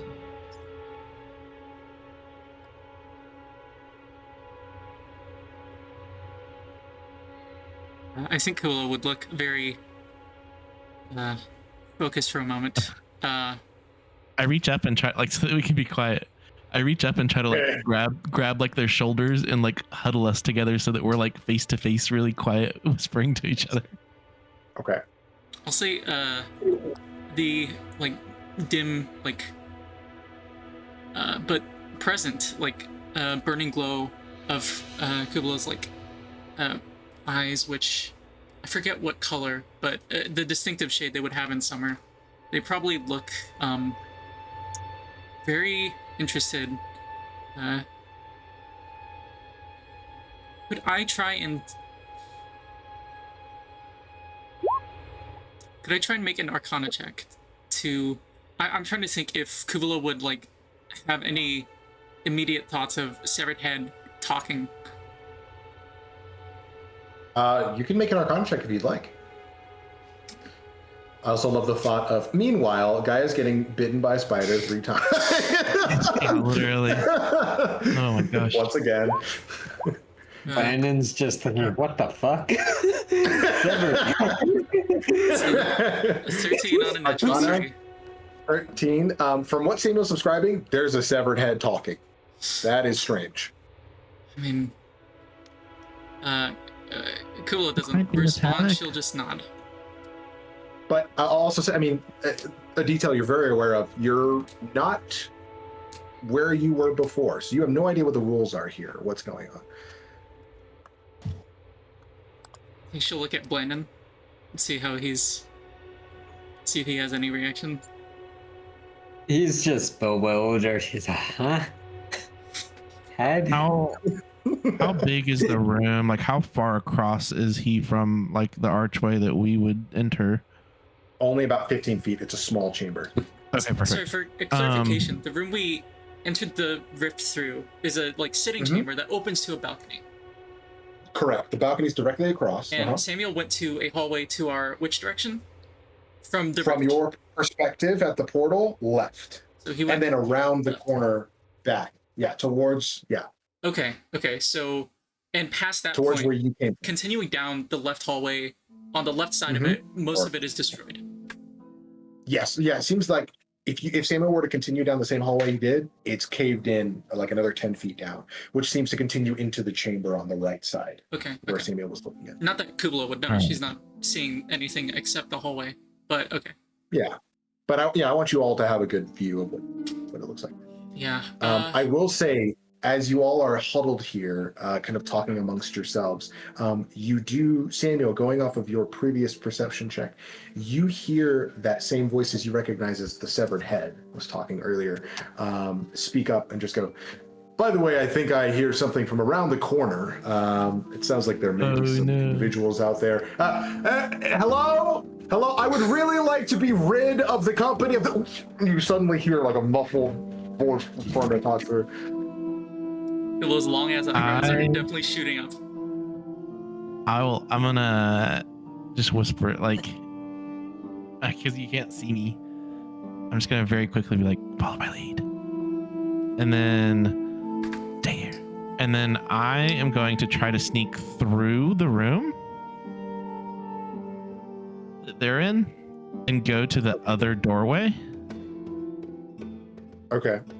I'm also gonna tell Dwight to like count to 10 and then come out into the chamber and just stay like a few feet out of the doorway that we're from the balcony space that we're in. So just take like a few steps into the next room and that's it. Sorry, say that one more time. So you're going to the chamber. I know that Dwight. I'm gonna go in and go to the other archway. The overgrown one.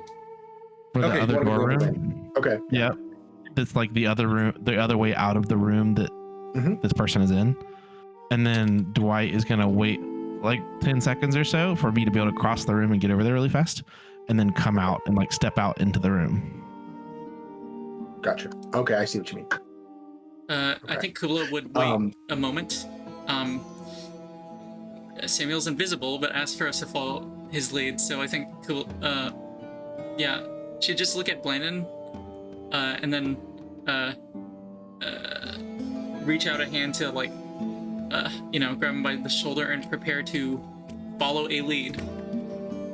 So if she sees Dwight moving in, I think she would follow Dwight.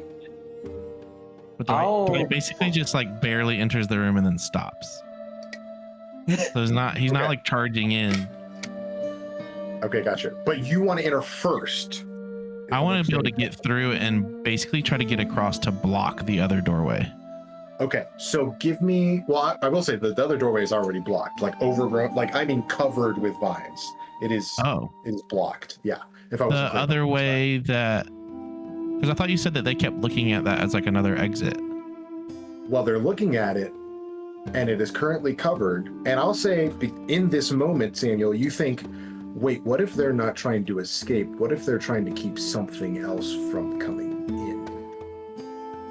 Ooh, uh-oh. And I think at that moment, as you're beginning to move over there, you begin to hear like the sound of something hard tapping stone quickly, like distant and getting closer, faster and faster. And you see this individual that's rummaging through just go, just kind of like curse under the breath in a language you don't understand, and glance over that way. And I'll say, are you still trying to sneak over to the room? It's like you just are beginning to step in, took like 2 steps in. Yeah, I would go back in the room and be like, oh shit, I thought that door was open, but it's closed. But I would still head over there as long as that's still, I want to stay about 10 feet away from this individual still. Okay, gotcha. If that works for the spacing of the room. Yeah, that works. But you wanted Dwight to start moving in behind you, right? Literally just take like be 5 feet into the room and through the doorway from which we came. And Gotcha. assuming Blandon is just following our lead, I'm gonna try and lead him with me following Dwight behind so that we're visible in the doorway as well. I have. Wait, are we invisible right now? Blandon, Only Kuuvalo? Samuel's invisible. Okay, Yes. that's what I thought. Okay. Just out. Blandon has a sunblade hilt out. It's not extended though, just because of the sunlight thing. Yeah. And for Kuuvalo, Myra's in one hand, the other hand is on Blandon. Okay, gotcha.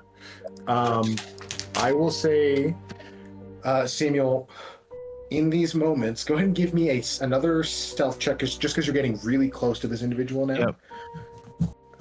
But I don't get advantage, right? Is that what we just said? You don't, because you're moving. Yeah. If you were standing still, I'd give you advantage, but yeah. But I This still is get the strictly sound. disadvantage because of the armor. That is true, because this is strictly sound. Oh shit. Okay. Natural one. All good, because the rest of the stealth you all rolled was not enough, regardless. Yeah. But as you were fine in the doorway, but as soon as you begin to step behind this individual a little bit closer, still 10 feet back, but you can see they kind of glance over their shoulder at the sound that you're making your armor, don't see anything, and then I would say Dwight is probably moving into the doorway, right? Right about then, yeah. Okay. I'm going to say a couple things happened simultaneously. As they swing their head around to notice Dwight and maybe the edge of Kuuvalo coming into the doorway, all of you, I will say, would hear a crashing sound coming from the overgrown doorway on the side, and you can see what looked to be claws scraping at the vines, and what looked to be like giant, what can only be described as like needles, but with your previous experience, you can see these are sharpened, appear to be leg. I'll say like exactly. They look like forelegs, like from the spider that you just fought. But I'll say through the bits of vine that allow gaps in between, you can see there appears to be a humanoid shape attached to the top of these legs as they are slashing away at the vines here. And you see this individual glance at the vines and the apparently spider people coming through, and glance back at you and bolt towards the doorway where Dwight and Kuuvalo are. I need all of you to roll initiative for me. Oh Lord. Do we need to be on a map? No, this is going to be theater of the mind. Okay. I think, I'm going to do put we need this. Yeah, let me put the tracker up. Sorry. I'll delete that. Oh no, your initiative actually worked. Sorry. 15. Oh, it got rid of mine? Whoops, I accidentally deleted it. That's my bad.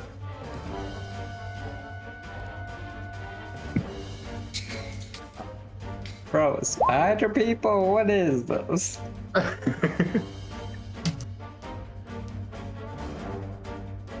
Okay, and I am just going to utilize the aura marker here. Every time I hear or see aura marker, I can't stop thinking of it as like a person's name.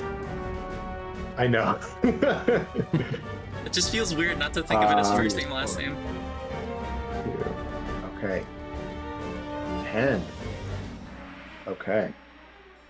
So, Dwight needs a turn as well. If I'm like in the combat, he just goes on. Oh, that's true. He goes on your turn. Okay. So that's everyone initiative. Samuel, do you want to swap initiative with either of us? I feel like honestly this is pretty ideal for what we want. Yeah, no, this is okay. Actually, I'll swap with you. I want to go last. Okay. Yeah, sure. Fine with me. But I would also want to ask, do I get an attack of opportunity? Since you were 10 feet away, and they haven't taken their turn yet because they're not going to be at the top of the initiative. They just start running in that direction. So top of the initiative order is actually Blandon. So actually Samuel has an 8. Why is he above? Wait, I gotta say it. It just changed. I just changed it because I swapped with. My bad. I see. Okay, all good. So yeah, Blandon and Kuuvalo are going to preempt their attempt to run. So Blandon, you're still around the corner, correct? Like you don't have set eyes on the chamber yet? No, that's correct. Yeah, Blandon's not in the chamber.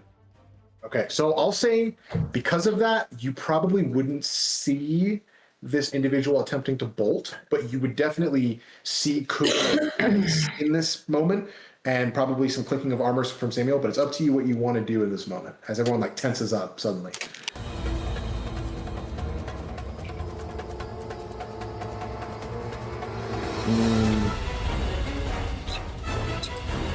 This is like in this instant you react first, you know? Yeah. Bonus action, I will get the sunblade out. Okay. And I will say, I mean, because combat all happens in like 6 seconds all at once, I'll say you probably do hear some frantic footsteps like coming towards the doorway, but you haven't seen who this individual is or what. Yeah. Mm-hmm. Okay, so you activate the sunblade. It blinding. Yeah. And I don't know whether it's an enemy or foe, but I'm just going to stick my leg out to trip whoever's coming around the corner. Okay, so a held action to do a trip attack. Yes. Okay, fantastic. Is that a specific type of attack you can make now? Or would that just be a shove? It was just it's a normal attack. Well, he has because of he's a fighter, you have the ability to do specifically a trip attack, right? Well, yeah, that's one of my. Wait, let me double check. Trip attack is that's your superiority die, right? Yeah, but that's when he hits an So it has to be an action, right? Oh no, it can be any attack. Let me verify that. Then I would say sure, yeah. You can absolutely do that. And I can look up, I can double check held action. But I'm certain you can do that. I'm looking up one other aspect here. Yeah, when you hit a creature with an attack roll using a weapon or an unarmed strike, so it doesn't specify it has to be like an attack on my turn. Okay, fantastic. Hide action, help action. Okay, I guess I would just need to be in the action zone. Whatever. I think I understand how to work it. Yeah, that's fine. You can absolutely do that. Yeah. Okay, and I'm staying put. I'm not moving from my spot. Okay, but you're kind of interposing that hallway. Sounds good. Yeah. Awesome. That's your turn. Nothing else. Yes, that'll be my turn. Okay, Kuuvalo, you're up. Well, I think my eyes would probably be like, ah! At first, because the sunblade is suddenly...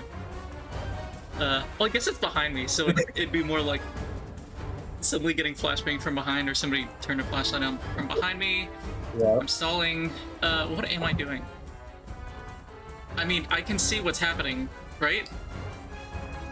Yes, you can see this individual running from apparently a tail that they currently have. Tail as in, not a physical tail, but tail as in group of individuals chasing them. Yeah.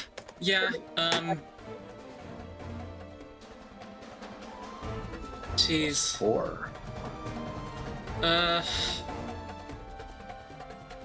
Okay. Is what Kuuvalo would do normally, and the fact that she's in summer, would that change that much? No, I don't think it would. I think Kuuvalo is going to...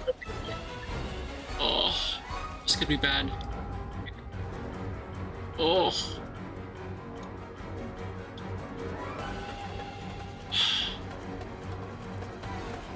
Sorry, wow. Was not expecting this. All good. Okay, like I'm between, I think, a couple things. Like I cast Fog Cloud to try and cover our escape. I think in Kuuvalo's mind, she's inclined to run with this person, not attack them, whoever they are. Okay. So she's inclined to cast Fog Cloud and just call out to her allies to run. Or she could try and cast Slow on whatever big spider thing this is. In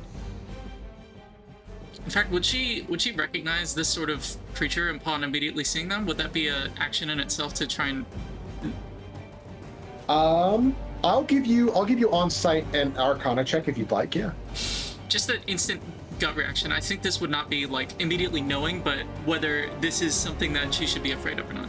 I mean, she is afraid of it, but whether this is something that she would instantly clock as a definite threat. That's a 25 Arcana. Arcana 25. Is that nat 20? No, it is not. No, you have a plus 10. You have a plus 10. Yeah. Expert. Still 25. I'll say you immediately recognize what this creature is to the point that I will change what they are called in the initiative order. These are Driders. These are humanoid spider folk that are, to your knowledge, are loyal to the Daedric prince Mephala. That's no good, methinks. I think Kuuvalo has a poor impression of Daedra followers and Daedra themselves, so she is going to try and cast Slow on this thing. Okay. Even if it's just one. Like, I could target more, but... I'll also add, with a 25, you understand these are bad news. If any of these get close to you, it's not going to be good. Yeah, so Kuuvalo is just going to shout, run, and that's a wisdom save of 15. 15? Okay. That is going to be... See if they have any special resistances. I don't believe... Okay. Okay, so... That's a natural 20. Sheesh. Yeah. I mean, after that, Kuuvalo is going to use her bonus action to... Sorry, I'm checking Find Familiar. Can I bonus action summon?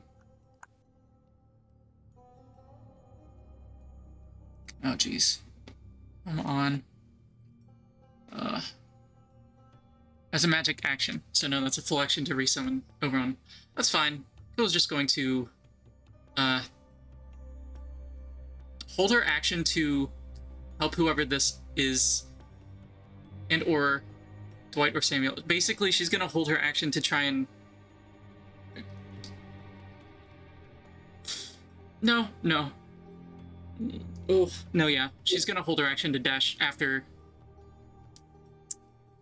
either she sees the thing coming for her or she sees the last people running. Okay, so your trigger is you want to wait for this stranger to start to run past you, or sorry, just clarify for me. Yeah, exactly. She's gonna wait to run with whoever this is, and or if the Drider gets him and starts attacking / moving towards her at all. Gotcha. Okay. Fair enough. All right. Really was not expecting this. Absolutely. As your turn finishes, it is the Drider's turn. And I'll say you can hear multiple voices. I'll say in this moment, you're not able to pinpoint how many, but more than one. As you hear in Elvish, this first Drider cutting away at his mind, just say, "It doesn't matter how many friends you have, we'll catch you." And just slashing away. This one at the front is going to make some attacks. those are all fantastic rolls. Holy shit. Okay.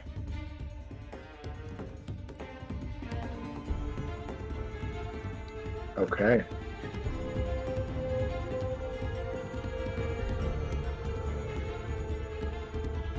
So yeah, I'm gonna say. Actually, I'm gonna check this thing. Ba-ba-ba-ba. Oh no, my thing isn't working. Sorry, I got a lot of things up here. Give me one moment.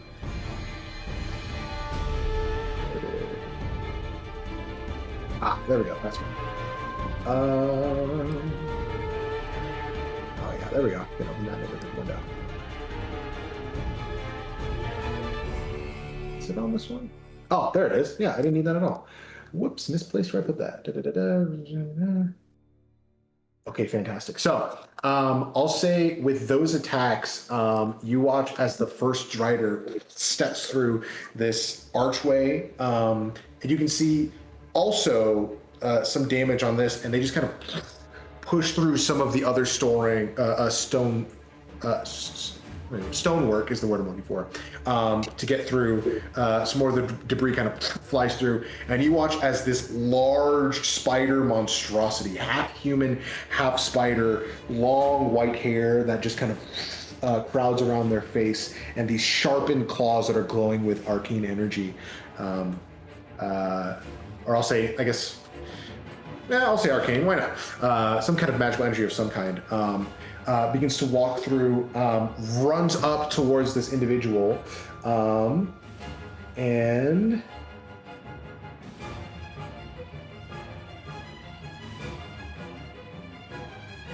actually, no, they are going to.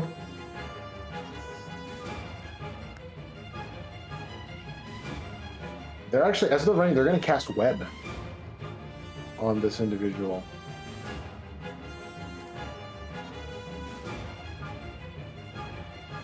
Yeah, so that is going to be a dexterity.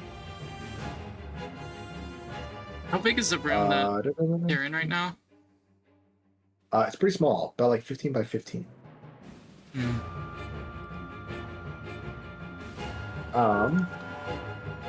But I will say they are aiming directly at this individual. So,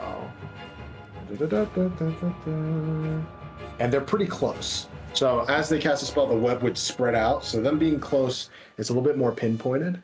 So I'll say it's only going to affect this stranger, whoever they are. Okay, that's what I was worried about. Because Samuel is also just into that room, right?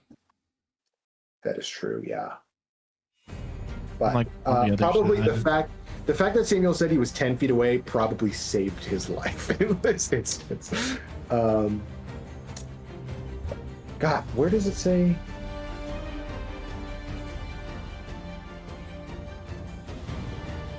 Oh, sorry.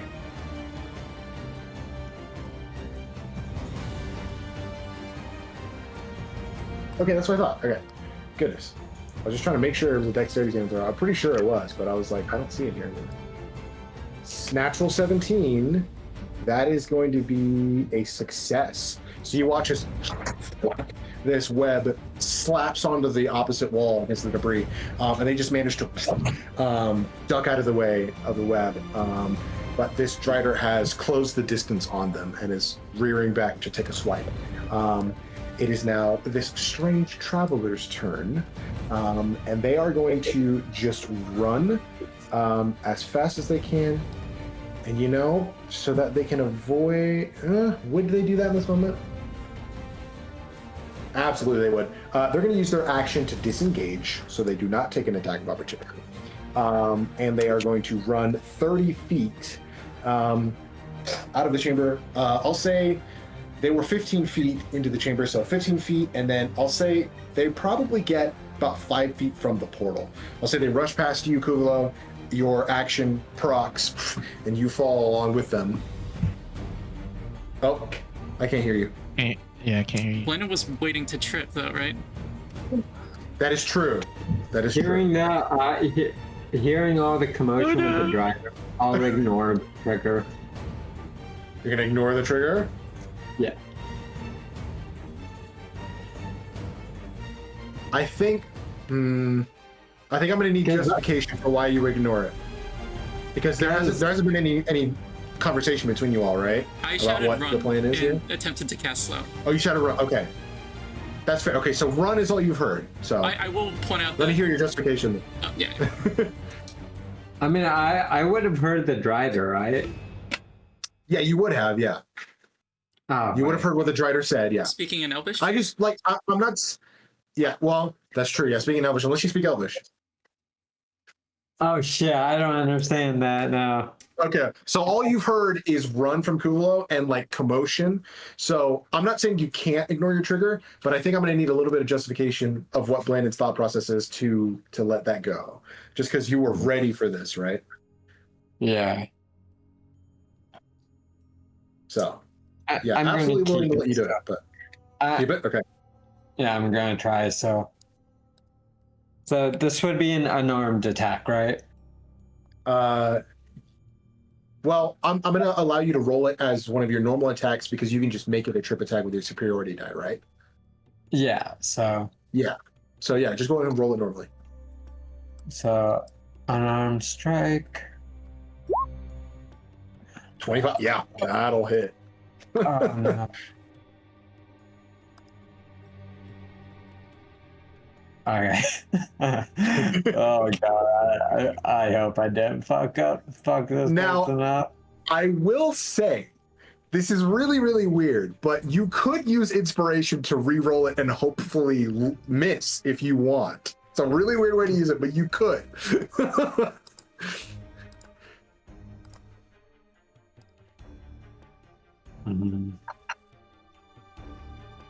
I mean, I don't know if it's worth using your inspiration on this. Up to you. I'm just putting it out there. You don't feel obligated at all. Just saying it's an option. There is Samuel. Because I hear the way you're talking about There this. is Samuel and Withers yet to go. So. Yeah. Dwight. We also could just pull this person towards us afterwards.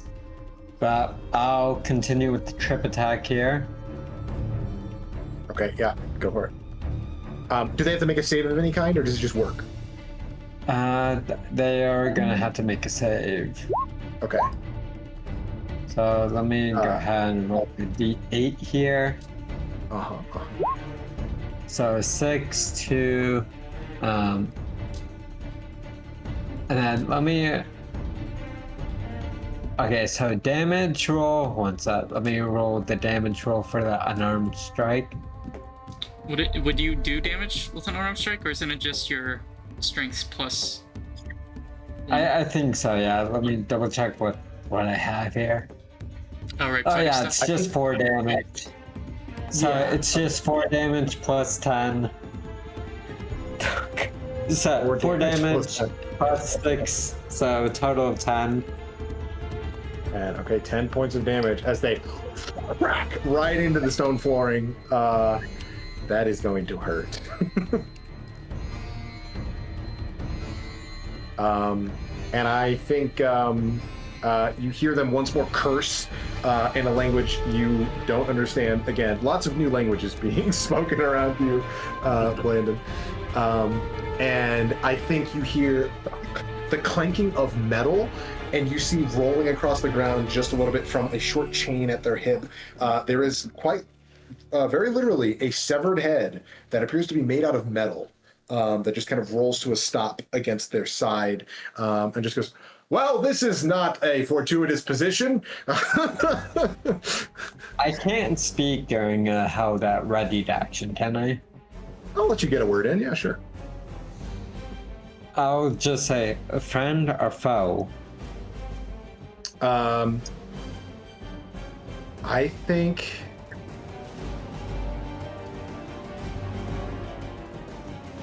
okay, yeah. So simultaneously, I'll say the stranger, the stranger with the large ears, doesn't say a word, but just glares at you with fury in their eyes. At the same time, the head goes, "Friend, very much friend." I love it.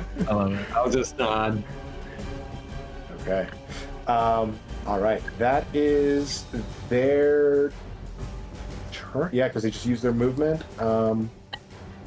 And yeah, all of their movement, they use their action to disengage, and there are no bonus actions they have access to currently. So, Samuel, it is your turn with Blandon on deck. Cool. So am I now behind the Drider, or what's the? So the Drider is in the room next to the chest. The Drider is essentially in the place where the person was previously. Okay. So the Drider's now like I'm like 10 5 feet away. Actually, 5 feet because this one's large. So you're like 5 feet away from this Drider.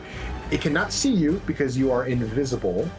And interestingly enough, Blandon. So I'll say no. That one didn't come into effect just yet. So yeah. So you're fine. So it cannot see you currently. Yeah. Yeah, that's good. And I'll say sorry. I stepped away for a second because I really had to go to the restroom. I did see Kuuvalo cast something at it. Did it stick or not? I rolled a nat 20 and saved on the slow. No, what you saw is Kuuvalo draw some glyphs to try and it would look like a clock trying to slow, and a bit of time magic just failed to take. Dissipated essentially. Okay. Fuck it.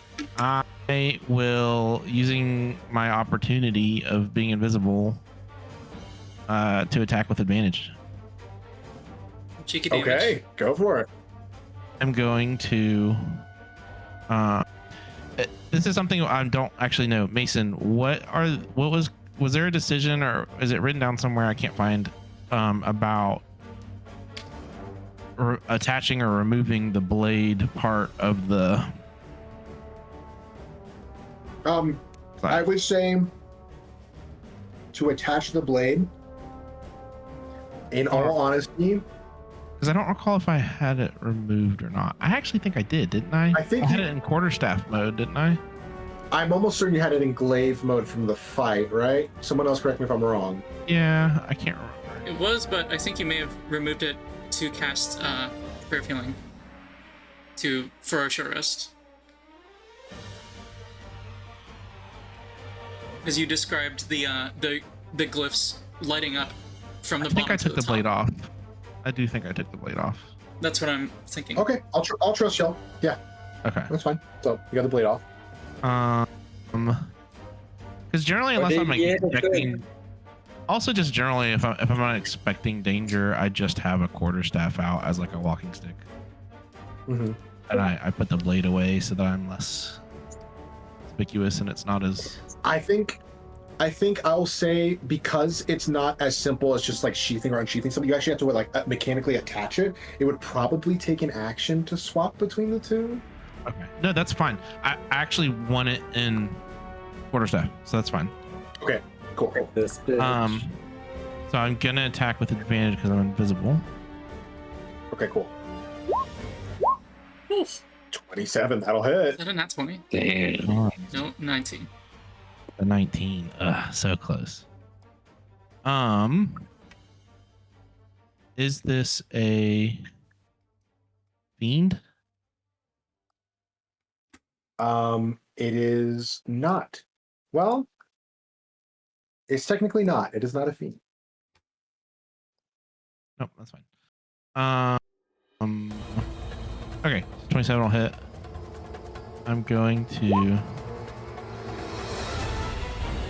hit it. Ignore that. 3. So 7 bludgeoning damage. And I'll also double check.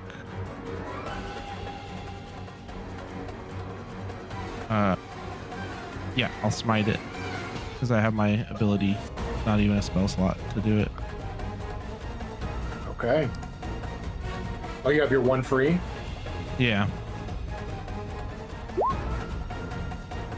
12 radiant, so 10 bludgeoning, or sorry, 7 bludgeoning, ignore the 3, and then 12 radiant. Oh, okay. Okay, 12 radiant damage. Nice.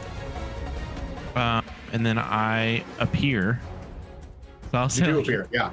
mid swing, or like I bring it down and it cracks onto him, and then there's like a glow, and then I appear like from the glow of the attack. And then I'll look at Dwight and say, attack this thing and stop it. And then I will attempt Really quick, to. awful. Your weapon mastery. Yep. No, that was my. Because I can do that on each attack, right? Yeah. I want to try to do topple, which is, where is that? Where are those? It should be a strength save against your proficiency plus strength, I think. Where are the weapon masteries? Oh, there it is. Yeah. DC 8 plus ability modifier. Oh, okay. Plus proficiency. So 16. DC 16. Constitution save. If it can even be prone. If this thing can't be prone, you can just let me know and we'll skip that. It is not immune to being prone. Spiders so. got legs too.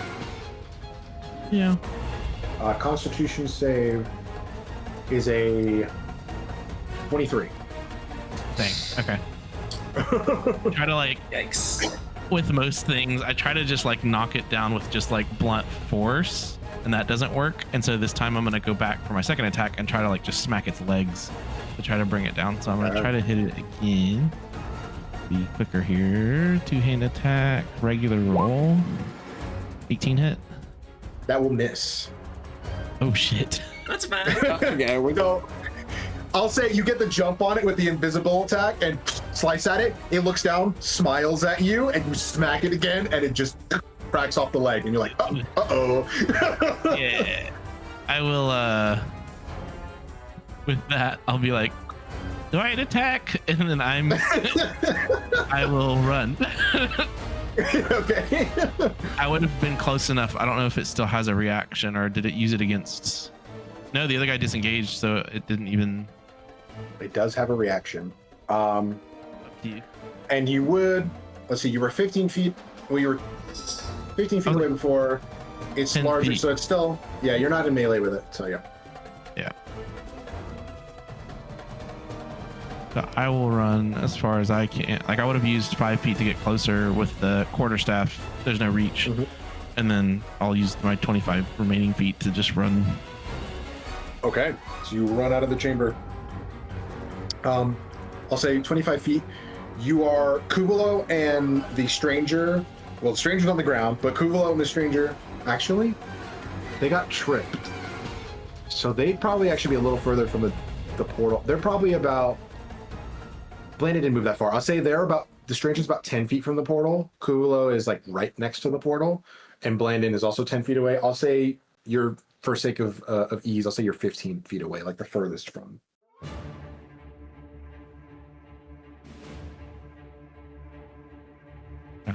Or I guess you could also be 10 feet away. You're all like right around the portal right now. Okay. You just, yeah, none of you have just enough, none of you have enough movement to get exactly into the portal yet. I will then, I want to run around the corner and back into the room that we were in, but still be like the first person closest to the door then. Okay, yeah, you can do that. So I'll yeah. come around the corner and then I'm going to turn around and like prepare myself for this thing to come around the corner. Cool. So I'll say you're 15. Do You are anything 15 about feet it, then. but yeah, I would like to be the thing that it faces. If it gets close to Dwight, so Dwight's gonna also be like right there too. Okay. Do you want Dwight in front of you or like next to you, parallel with you? I'm gonna actually, so he's gonna attack. So he's actually gonna run up to it and attack it also. Okay. Gotcha. So he's basically in the doorway. So and the room's about 15 feet ish. So he's actually gonna run up, flash at it a couple times, and then come back and stand in the doorway. And then I'll be like just on the other side of the doorway behind Dwight.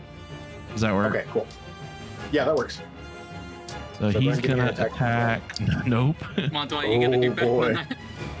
Oh. 16's not gonna cut it either. Both miss. Yeah. Yeah. Dwight comes in, and the Drider, smiling from when you attacked it, is just grinning.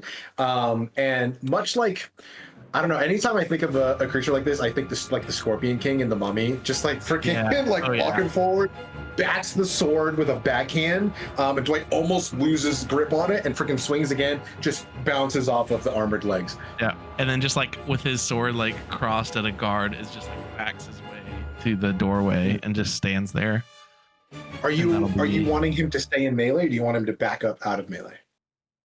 He can back up out of melee, so it'd be an attack of opportunity if he's gonna go for that one too, I guess. But Attack of opportunity, yeah. That is going to be. That is a 26 to hit. will hit. I'm assuming that hits. Yeah. My God, we gotta run. That is Twice and 17 points of piercing damage to Dwight. As one of the four legs just pierces through like the edge of the pelvis, and just kind of cleanly comes through, but kind of cracks some of the bones in that joint there. Sorry, what was the number? 17 points of piercing damage. Okay. And I'll say on that attack of opportunity, the Drider just goes in Elvish once more. So I think only Kuuvalo. Actually,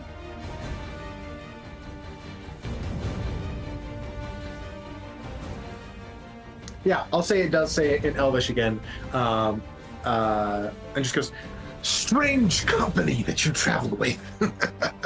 But that is Dwight's turn there. That's it.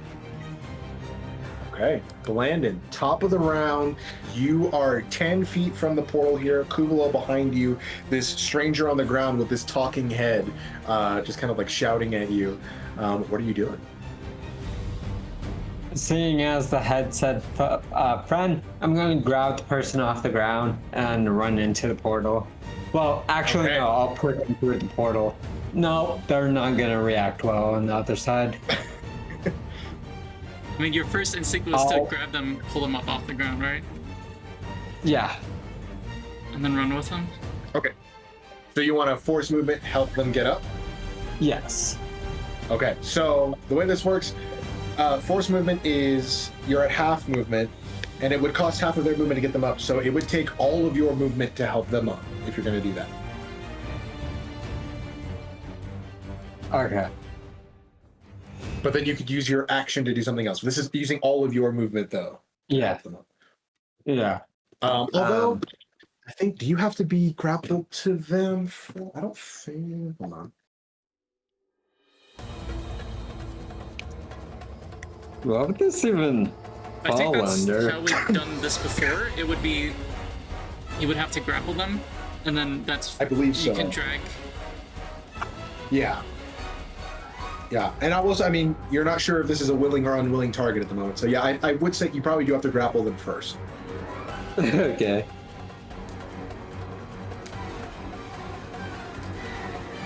And this strange figure Okay, has so- spoken in common. We know the skull has, The but head has. The head has spoken in common so far. The stranger has not spoken in common a single time. I think we heard it. I mean, I'm say going for it. Okay, yeah. I'm gonna go for the grapple. Okay, yeah, let's see it. Okay, So it's gonna it'll- be an advantage because they're tripped.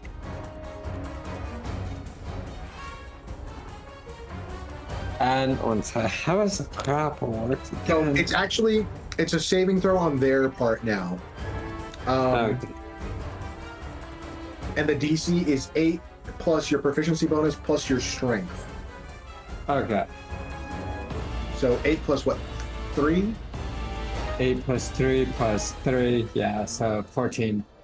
14. Okay, so they have to make a strength or dex saving throw. Yeah, they changed how this works, which Used to be I contested, guess it makes sense. right? Yeah, it used to be contested rolls, which I guess this makes it less swingy and makes you more consistent if you're good at it, but yeah, interesting.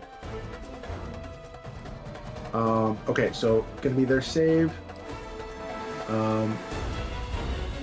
The DC's 14. They rolled a natural 14, so they automatically succeed there. This is. And I'll say you go to reach down at them, and they just smack your hand out of the way. Could I use Bardic Inspiration anyway? You failed, so you could. Yeah, you can roll to. Oh wait, no. That's to increase your overall, right? Yeah. That's you can use inspiration to make them reroll. Does it allow you to do that stuff? You can expend it to reroll any die immediately after rolling it. Yeah, you can't use it as a reroll for them. So only you, unfortunately. Right. But you have multi-attack, so you could try again. Yeah. I'll go again. So. Okay, they bat your hand away, and you're like, come on. Okay, so they make another save. This time, they rolled a natural 6 plus their dex save is a 4. That's a 10, so they fail. Okay, I'm gonna help them up and just kind of, I guess, nudge them towards the portal. Okay, yeah, so all your movement, that's your action and your movement, you kind of drag them to their feet. You have bonus action if there's anything you want to do with that. As this blade is shining. Mm-hmm.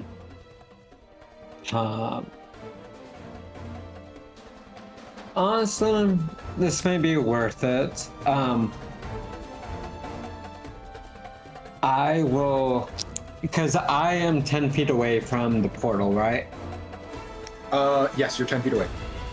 Okay, I'm gonna bonus action to second wind here. This honestly does nothing for my health, but I am gonna use the tactical movement. And I'm just gonna use half my movement speed to go into the portal on the other side. Hell yeah. Okay. Nice. Just you by yourself, right? You're not trying to drag them with you? No, that's gonna go too slow.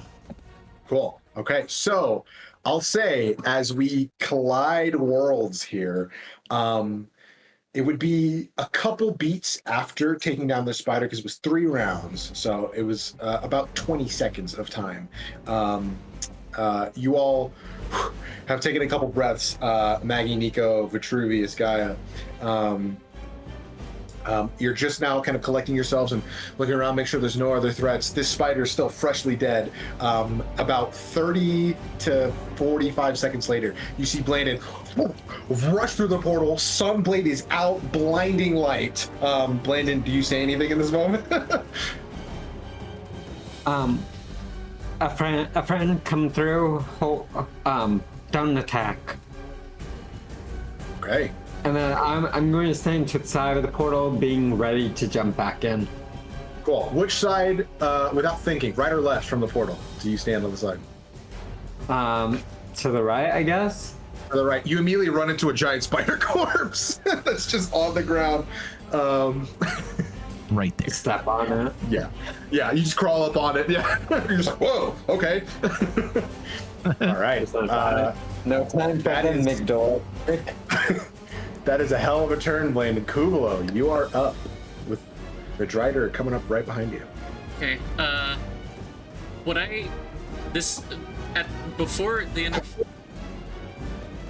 would I be able to run with my reaction before my turn comes around as Blandon gets the fallen figure up? Well, you already used your reaction to run with them previously, right? I did not. I didn't start running because the figure got tripped immediately. Well, Blandon was behind you though, so you would have started running, and then you ran a bit. Yeah. Okay. So that how far technically would it be would have from the used a portal? reaction. I would say. So up to you. I was thinking you would have just kept running towards the portal, so you would technically be the closest if that were the case. If you wanted to have stopped when they fell, then you would have also been 10 feet away. I would have stopped when they fell, so it would have been 10 feet away. Okay. And not that it matters that much. I'm going to look at Samuel and say, I'm fireballing. Let's go. I'm going last. Shit. All right. I'm gonna as I say I'm fireballing, I think Myra would already be like there would be pages flying through book, glyphs will be starting to float in the air. I have my arcane quill ready to like shoot, like throw a spark. And I'm gonna wait directly outside the portal. I'm going to I can't hold my action to cast this and also run through. So I guess I'll say drag me when we go. Would this work? Can I hold my action to cast Fireball right as Samuel drags us out, assuming everyone goes out ahead of me? So I'll say. Now, my assumption here is everything around us is Gray Mutation. Would the Sunblade lighting things up have confirmed that suspicion? So I'll say not everything, but the surface of the wall where the portal is absolutely is. Okay. There's Gray Mutation component. Then this is definitely my course of action. So I'd be standing like right next to Samuel, I assume, like right next to the, I guess on the other side of the portal, like nearest hallway. Yeah, you're 5 feet from him. He's right next to you. Okay. Yeah. Okay. So yeah, I'll say, pull me through. I'm gonna cast Fireball, and he sees me. Okay. So just cast Fireball. Just to clarify, your trigger is what exactly? The moment before I get pulled through the portal. And I'm going to cast Fireball. You know what? Yeah.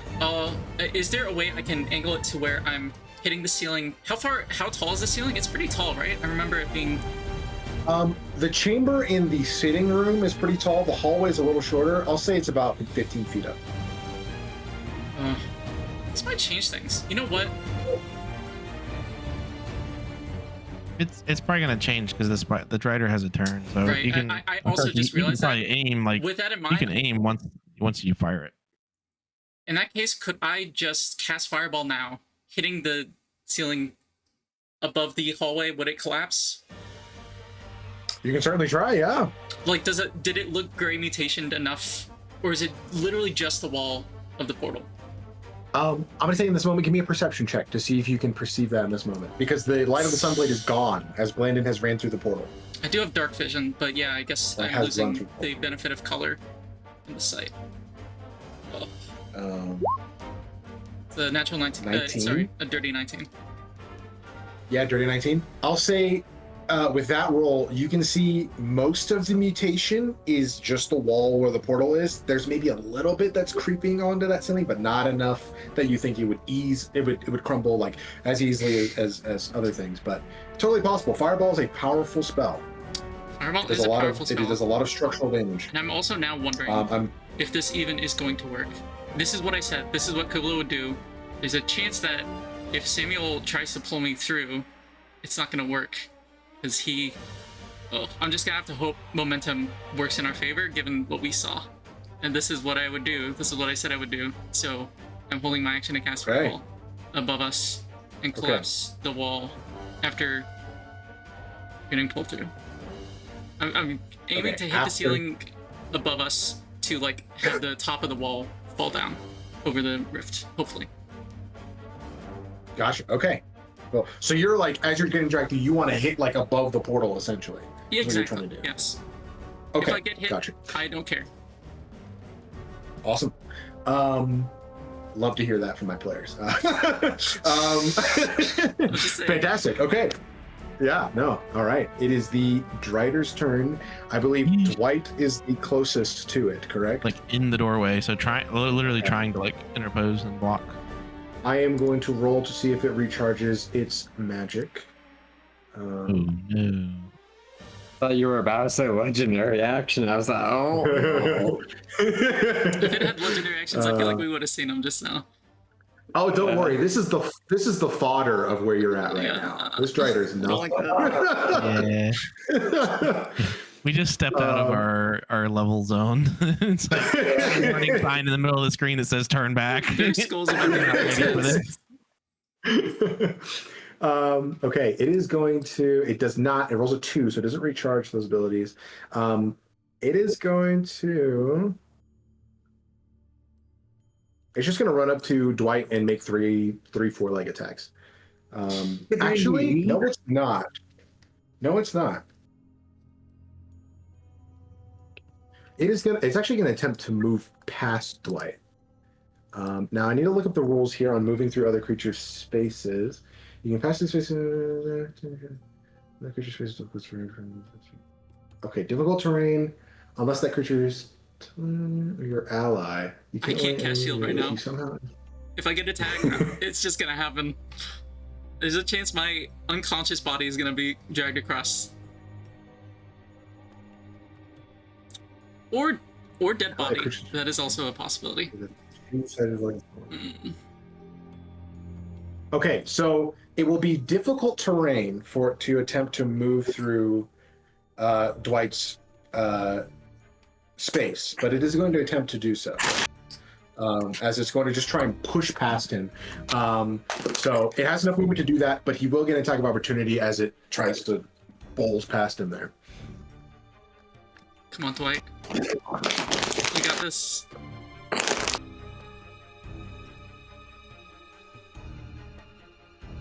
So just to set the stage, the hooded figure, or the cloaked figure, is like standing directly next to the portal, next to Samuel, between Samuel and I, basically, right? They're essentially, yeah, I would say so, yeah. Unfortunately, that's a miss. Yeah. So let's see. It did close the. No, did it close the? No, it was still 15 feet into the chamber, right? Sorry, theater of mind and all. I believe so. So 15 feet to get there. It would take 20-25 to get past Dwight. Because it's large, it takes more movement than it would otherwise to get through Dwight's space, right? Because it has to move through difficult terrain twice, being 10 feet wide. I guess that's fair, yeah. Okay, but yeah, it'll do that. So it just gets behind Dwight, and it is going to do a poison burst. He'd be in front of me then. Yeah, it'd be in front of you, and I'm going to say it's going to aim once more at the stranger that is fleeing, and it's going to shoot a poison burst their way. So that is going to be... The stranger has not moved yet. The metalhead is still on the ground. The stranger stood up, and the metalhead is still attached to them. Oh, it's okay. I thought it fell off the chain, but okay. No, sorry. Yeah, it's still attached on that chain. Just rolled next to them on their side. So sorry, I rolled that attack roll. That is going to be a 19 to hit the stranger. That will hit. That is going to be bad roll. 13 points of poison damage. Bad roll. Also like 10 damage. So I'll say you both look down, or don't look down, but you both look as that poison splashes. Some of it like splashes on your arms here and there, your armor. No effect to you, but you can see this individual is looking rough. Like they are currently bloodied. And you can see that that spray kind of pushes them back a little bit, and you can see them breathing heavily and honestly kind of choking on it as some of it kind of got into their system. They're not looking good. Okay, that is the Driders. Oh wait, in any combination. No, it can do that 2 more times actually. What? Stop reading, Mason. But what if it exercises its free will and doesn't? Oh no, it is enjoying this hunt right now. So it's gonna make another one of those attacks. That is going to be a 17 to hit. That will hit the stranger once more. Oh. That is a better roll. 18 points of poison damage. Okay. And it's going to attack one more time. That is a natural 18 that is going to hit. Is the stranger still up? I mean, I can use my bardic inspiration to make it negative, or no? It's only on your rolls for inspiration. Yeah, you can't give it to someone else. Yeah. So the final roll is going to be 11 points. You watch as just just a continuous line of this arcane poison, and it's not just like a liquid. You can see there is magical intent behind this burst of corrupting energy, as it seems, and their body just like fails, and they fall to the ground, unconscious.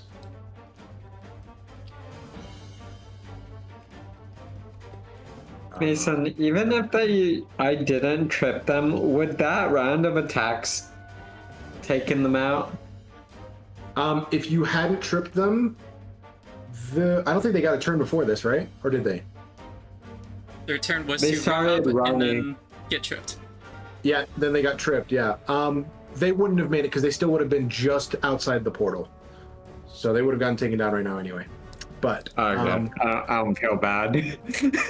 I will say it is their turn. They're going to roll a death save. That is, I will not tell you what that was, but I have written it down.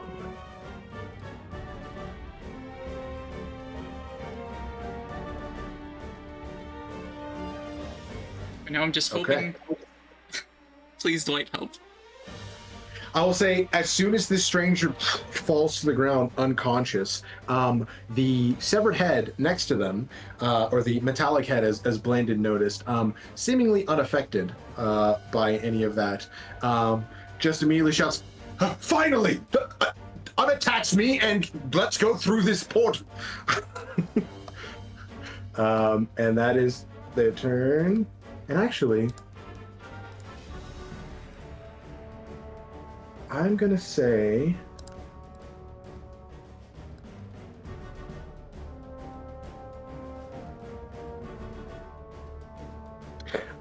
yeah. As their head kind of they're speaking, and as they fall to the ground, like clanks onto the ground and rolls in a position where they can just kind of barely see what's going on. They are going to this severed head is going to attempt to cast a spell. Oh? It comes unattached from the body. The person. What do you mean? No, it's still attached to their hip by a chain. Okay. But it like rolled free away from their body a little it's bit, like on the ground. and is like on the side looking towards.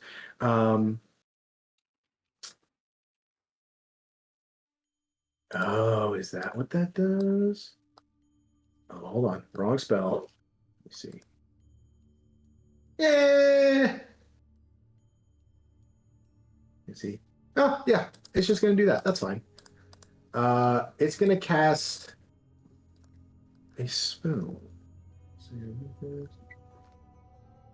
Okay, here we go. Spoon. Okay. That kind of saving throw. Fantastic. Saving throw. Natural 11 plus 1. That will be a failure.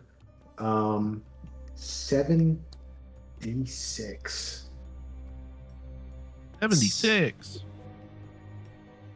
That is not the greatest roll, but that is going to be 21 points of psychic damage. As you all watch as this severed head that is on the floor, just like sideways on the ground, mutters an arcane incantation. And Kuuvalo, I'll say, with your arcane training, even in this moment, you realize this head has no hands to do somatic materials with, somatic components with, and no materials of it that you can see. So it is using the only thing at its disposal, its voice, for this vocal component, as it speaks the arcane incantation and casts Psychic Lance. You watch as this Drider screams out and clutches its head. It is incapacitated until the start of its next turn. So Big. it is screaming in pain. Samuel, it is your turn. Cool. Right off the bat, I am staying on two sides of the Drider with Dwight and me. So Dwight is going to attack it twice with advantage. Advantage? Okay, go for it. You would have an advantage anyway because it's incapacitated. A crit. A crit, hell yeah. Let's go. Crit roll. So do you want? Okay. So do you want me to just click the regular damage button and then we just Click it add regular? Yeah, so click it regular. We'll count the first damage die as full, and then we'll just add whatever you rolled for the second one. Or yeah, okay. I was like, or do you just Or if want to you- click? or- You can click the regular damage button, rather. Sure. than Yeah, let's do that. It's Click just normal damage. easier. Yeah, that works. Yeah, that makes sense. So 2 plus 8 the normal plus damage roll. 2. No, 1 plus 8 plus 2. Plus 1 necrotic. This ability with the Plus another would it 8 work for the necrotic. necrotic thing too? Wait, hold on. Oh, yeah. His sword does slashing and necrotic damage, right? Separately. Correct. So it's 1d8 for each, right? Yep. Okay, so you should roll another 2d8 then. So it'll be 8 and 8, 16. Right? Plus, yeah. Isn't that Plus correctly? that 4. Yeah, plus 2 more rolls, right? Because you double all the dice. Yeah, I mean, if that's how you're... I mean, yeah. So you're saying we max all That's the how- original we're dice doing that on how- the original damage and then roll the dice Well, it'd again? be That's 8 how plus 8. we're doing it. It'd be 8 plus 8 is 16. Plus this is rolling the 2 dice.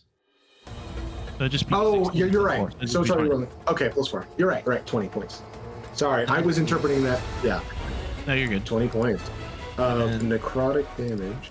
16 doesn't hit, I think, right? 16 does not hit. Can I add my bardic inspiration to Dwight's roll? No, you cannot. Okay, that's fine.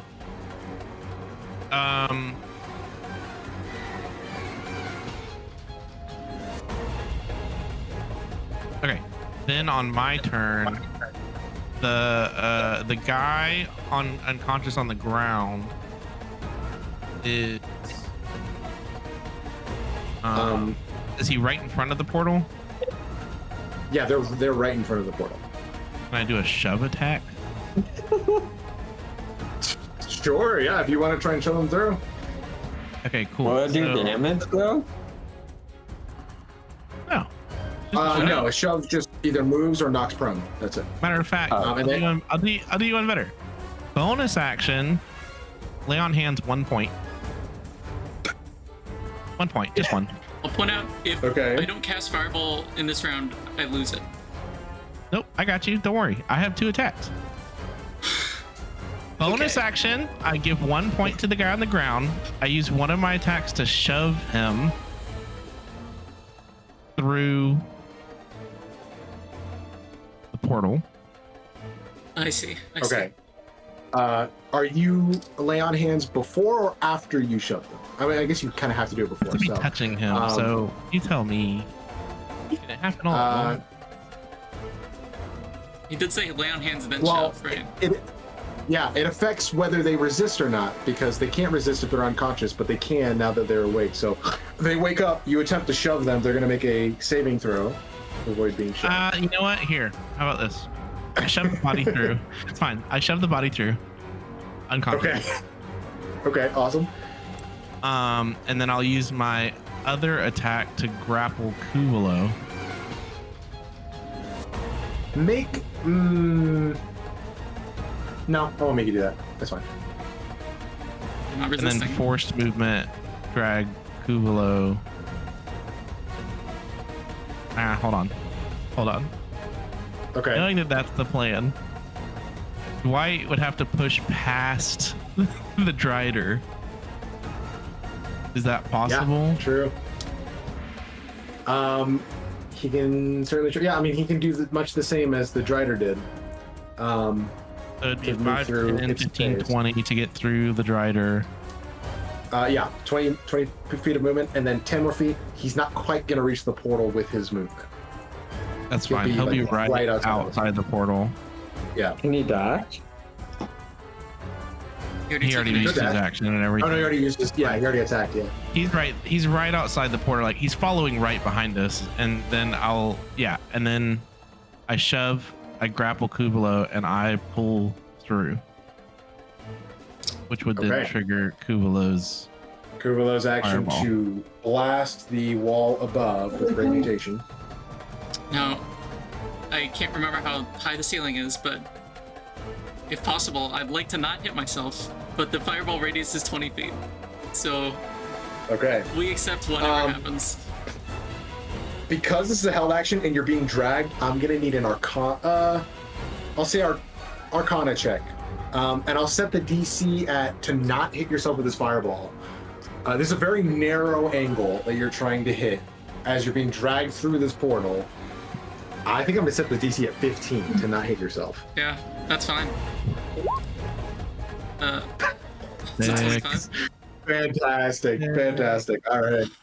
God, was that a natural 15? Hell yeah. Yeah. Okay. So, go ahead and roll. Oh, no, it's just a dex save, which it automatically fails because it's a wall. So then roll damage for me. Okay. But would the Drider not be within the radius also?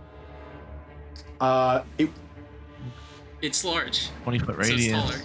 Let me see. How high up are you trying to shoot it, though? How high is the ceiling?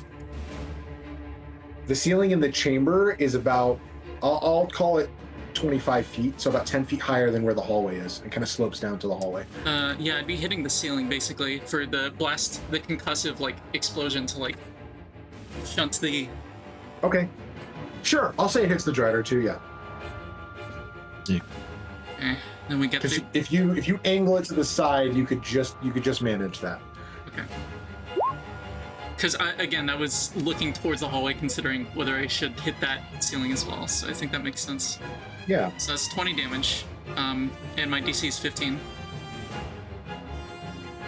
Dex save. Oh shit.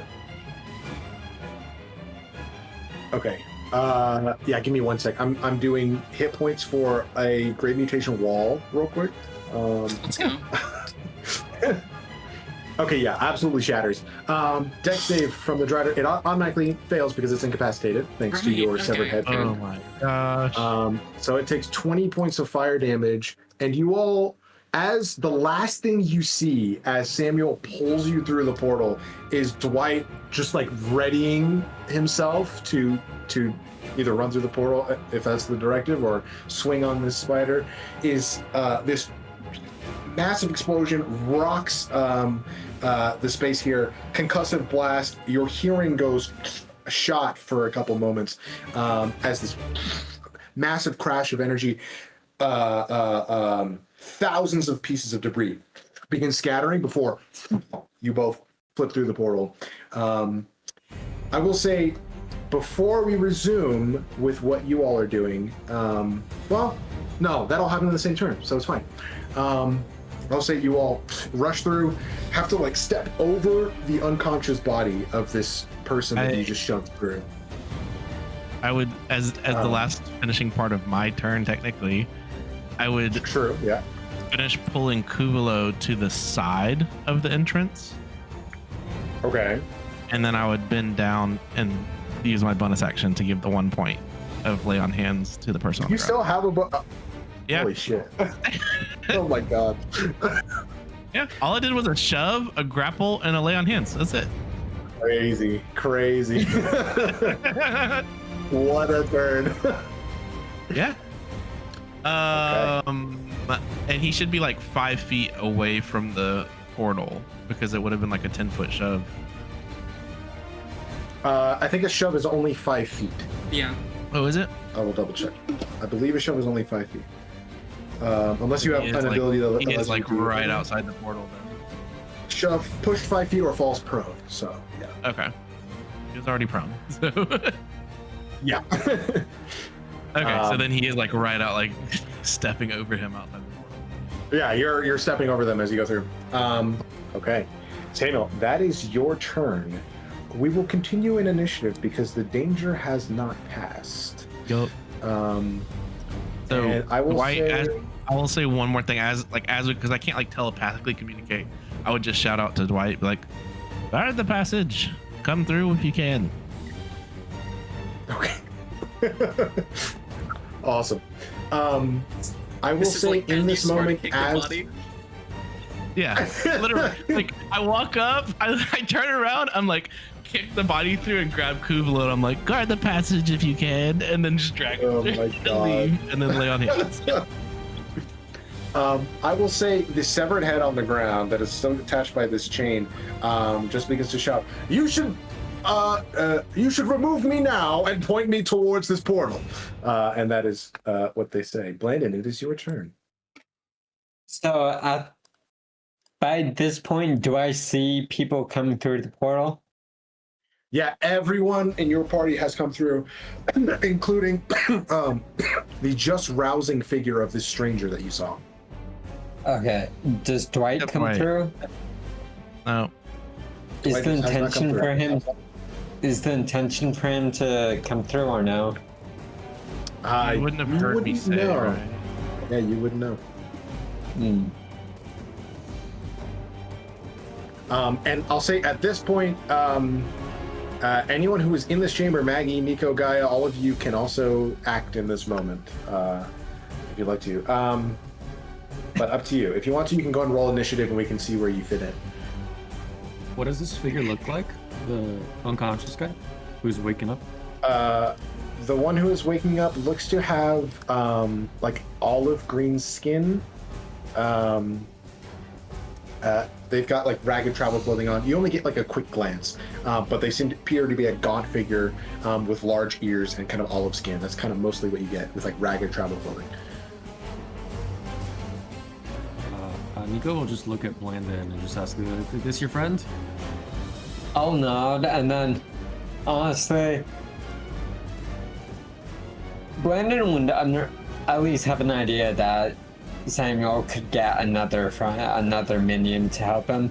So I am just gonna pick this guy up, pick this figure up on my back, Okay. and just everyone's out already, so I'm just going to tell everyone to start running.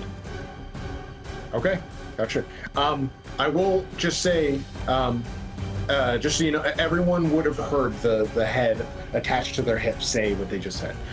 Okay, so just let you know. But as you pick up the body, that kind of head attached to the train kind of like bounces against your back as you pick them up. Okay. And you're starting to run? Yeah, I'm telling everyone to run.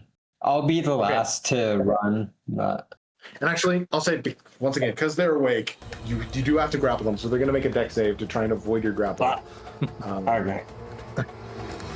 They don't know who you are. You're being kidnapped. They're presumably on a mission, so I kind of get it, but also they need to get the picture. Like, let's go. That is a success, and are you trying again? I go again. I do not trust them too well, so Second one's a nat 20. no. They've just woken up, but they're fighting for their life to avoid being taken by whoever these people are. And you know, despite the fact that you all are trying to help, you very clearly, but it seems they are unwanting of the assistance in this moment. Or at the very least reacting on instinct. You know, you just wake up from being unconscious and someone's trying to grab you, you know. Okay. Nico, did you want to enter into the initiative order before I roll Sure. through here? Yeah, let's do Okay, it. so go ahead and roll initiative. 13. Oh. So you're up next. That's pretty good. Oh, I'll just tell them, let me help you. I can carry you to safety. Okay. Sure, why not? I'll make a persuasion check with disadvantage. Okay. I'll say we're all through here. Persuasion.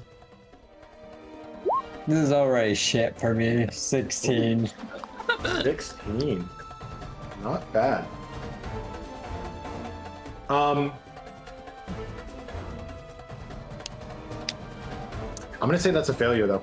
They are in a very stressful situation and they do not Can feel I like do they bardic can inspiration? Sure, go for it. Yeah. Bardic inspiration I'm D8, right, setting the DC Spencer? at 20. It's a DC 20. 23 total. Okay. So I'll say that second grapple check succeeds as they just kind of look into your eyes, seemingly like searching you for any form of malice or betrayal in your eyes, and finally just sigh and give in to you allowing them to to help them. But they don't. They just kind of grab onto your shoulder. They don't want to be carried. They just are gonna hobble along with you. Come on, trust Zac Efron, stranger. And then The sweetest little bowl cut boy. bowl cut boy. Oh my god. Okay, so they should copy that. Pop that over. Excuse me. Okay, so Blandon, what's your movement? 30 feet. Actually, you would be over here. Maybe Kuuvalo there. Yeah, yep, Stranger yep. there. And then I'm like kind of over the top of him. Mason, I'll I'll point do out, this, I so can see this NPC's health point total. Oh, really? Yeah, I don't know if that's I intentional or mean, not. it's just one, so. Oh, how about that? Can you see it now? Nope. There you go. Yep, yep, it's gone. Okay, cool. Sorry about that. It's because I used the aura marker because I didn't make tokens for Is that this this person's name? Aura Marker? We finally met them? aura marker. There you go. You met aura marker. Okay, so you moving all your movement with them? Blandon? Yes. Taking all your movement. Okay. Yeah. Where are you going? I have you on the map. So where do you want to go on the map? I want to. Like move your token. I'll move them with you. Just go for it. Yeah. One sec. Let me clear things up. Mason, I'll point out we God, can't. it's- The turn order is blank for us. Probably because we switched Yeah. maps. Really? Yep. Oh, let me pop it back out. How's that? Still blank. That's weird. Really? Okay. Well, I can see it. I can let you know who comes next. Okay. Yeah. Just ask me. Yeah. Okay. So, God, it's still. So I have all 30 feet, right? It would be half movement because you're technically forced movement right now because it's not their turn. Yeah. And also difficult terrain because you're crawling over a spider corpse. So you'd get like 5 feet if you go that way. Okay, yeah, I'll just move 5 feet. All the while, I'm just telling them, get on my back. I can go faster. Okay. So they are being carried by you right there. Fantastic.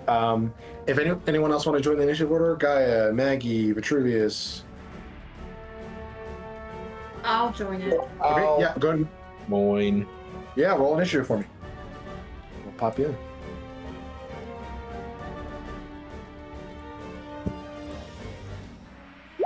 Oh, we have to let this thing through and kill it for the experience.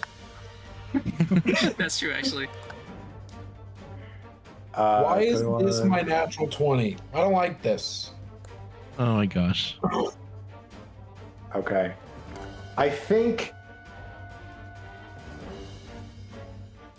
Sure. Yeah. You all were chilling on the other side of the portal. I'll let you act quickly in this moment. So, I'm just gonna say, for sake of brevity and just ease, Vitruvius, Guy, and Nico, you all can kind of move all at once here.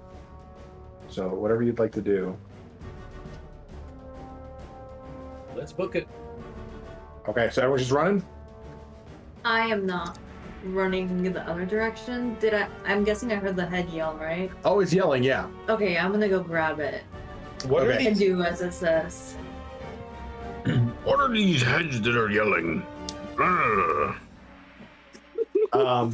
And then I just saw you move, Daniel. Just remember that it's half movement once you get out into the water. Gotcha. Can I use my action to just dash? Yes, if you dash, yeah, absolutely. Cool. Yeah, that's kind of what I was planning on. Okay, awesome. I'll fly over the water. Yeah, so you're fine.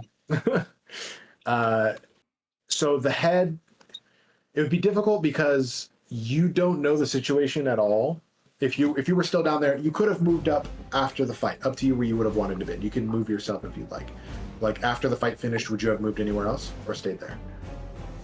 I probably would have moved. Okay, where would you have been? Right next to the portal? I don't think right next to the portal. I think right there.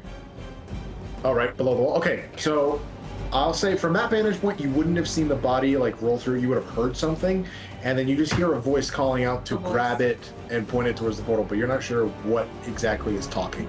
It's kind of a blur here. Okay. I will Tails is still over there, right? On the other side. Yeah, Tails is just hanging out over there, and he's just like. I'll just dash towards Tails and we'll run. Okay, so I'm gonna use Step of the Wind. Okay, so that means, do you want to use your full turn to run? So action, bonus action, and movement? Yeah.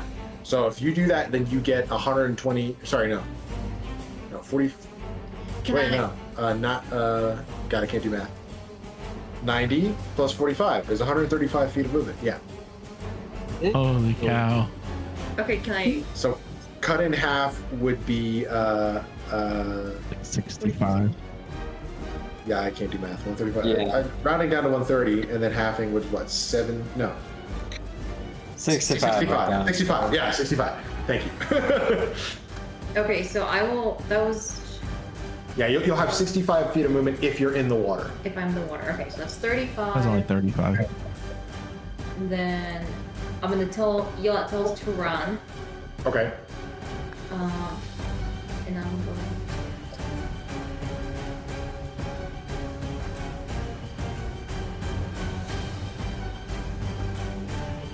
I'm gonna run right there. Nice. Okay. Sick. So you run over to Tails, go run, and he goes, okay. Gets like right there.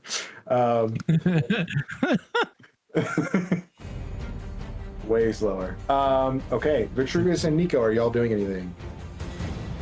Just run. I'll follow. I think, yeah, just keep dashing. Okay, cool. Okay. Yeah, if you're not doing anything other than running, then yeah, go for it. Kuuvalo. I'm going to...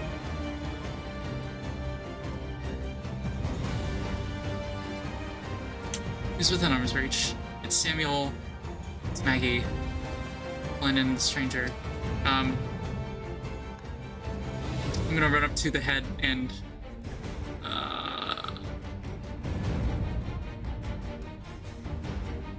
yeah, I mean, sure. I'll run up. Would I have to like climb up on the spider corpse and use another 5 feet of movement, or like? Yeah, I'll say that. I'll do that. I'll twist the head on its chain and say in Elvish, "What the fuck? What the fuck?" And then point the head at the portal. And would this be a free action to orient an item? An object? Yeah, I'll say your object interaction, yeah. Okay, in that case, I'm going to follow up with holding my action to cast another spell. I am now down to 1 first level and 1 second level spell. I don't have to hold Tasha's Hideous Laughter to keep Dwight anymore. So I'm going to hold my action to cast. I mean, it'll be invisibility on myself. No, I'm gonna hold my action to run with whoever ends up moving. Okay. After, hopefully, this head helps us and closes the rift, as I'm hoping it will do. Gotcha. And if that doesn't end up happening, I'm gonna run anyway. Awesome.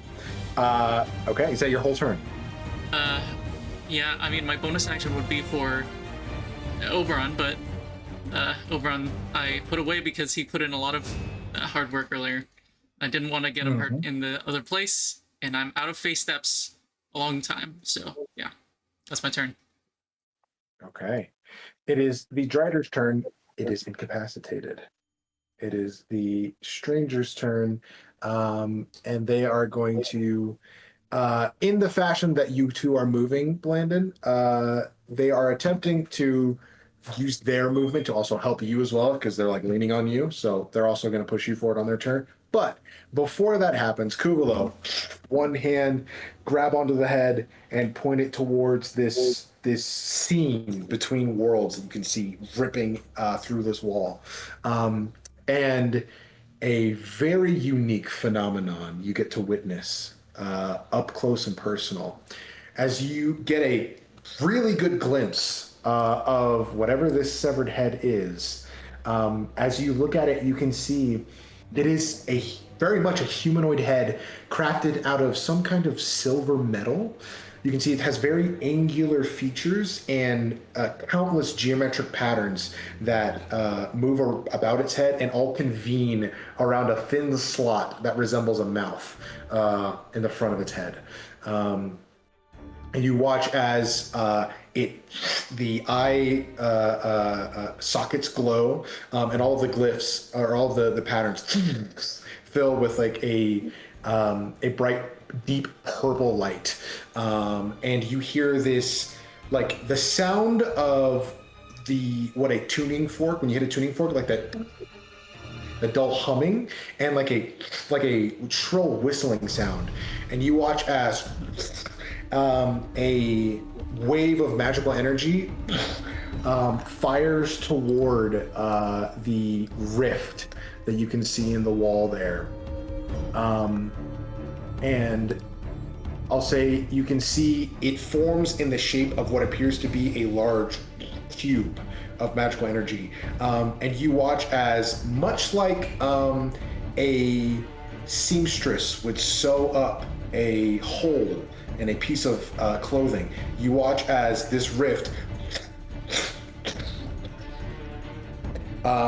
closes in on itself, and there is just a tiny seam there, and this kind of spectral cube of energy that begins to fade out of sight. And as the glow from the head begins to subside, it just kind of can't turn towards you, but just goes, "Thank you very much. We are all much safer now." And with that, I will change our playlist here as initiative has ended. No. Dwight. Right on the other side. Y'all don't even Dwight know. comes back 10 sessions later, stronger. Yeah. Mason, feel free on your own time. Dwight would then just turn into a regular freaking CR3 white. So it's true. Let you decide if he would win. Freaking final battle, climactic battle here. Duking it out. Real fast in the moments of that never being able to come to fruition, Dwight had an ability. He had an ability where he could make zombies under his control up to 12. So we just never. Fine. We never had. It's cool. I could have had an army. You would have literally turned this into solo leveling. That literally would have been. Oh my god. But it's like I would have to keep control of Dwight, and then he would have like an army behind him. For now, I'm going to have to remove him from your journal. I'm sorry. Rest in peace, Dwight. It's okay. Let me just say though, like you may be losing these companions, but the way they have gone out has been epic as hell every time. they've done good. Like they've fought well. Like done good stuff. Like, oh yeah. But you all are Blandon. I'll say you turn around and see this occur, and the stranger there is just breathing hard. Coughs a little bit, still covered in poison, and as soon as they see that the portal has been closed and seemingly the danger is over, they just gonna push off of you and kind of back down the staircase here a little bit. And because we are not in combat anymore, I'm just gonna move us off the map so we don't have to worry about orientation there. Samuel's gonna just stay facing where the portal was. And I'm gonna say. I'm going to go here. Okay. I'm going to say you watch as they kind of push off of you, Blandon, and stumble down that staircase on the side of the platform. Just kind of like put their hands up in a defensive position. Just looking at you all. Breathing hard. And I'll say, in this moment, you all finally get a chance to like clearly see this individual, From their features and from them being unconscious for a moment, you kind of saw their clothing kind of like whipped around, and their cloak kind of unraveled for a moment. You can see appears to be a feminine form, as she just kind of looking at you all.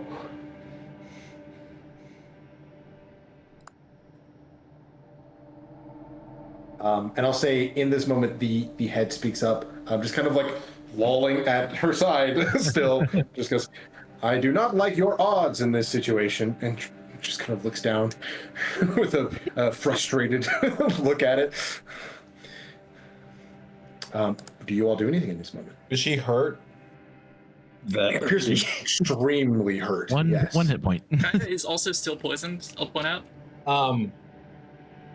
That's true.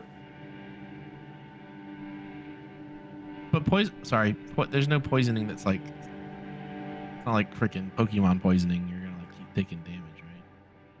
And actually, to that point, thank you for reminding me of that. Mason, we can see hit points interesting off point to of the order. side. Just FYI. To the right. Oh, of you the can see screen. those? Oh. Yeah. Is that? I think that's. I thought those were on. I have no idea what those are, but Oh, those are no. Just kidding. Those are not me. They are not. Whoops, that's my bad.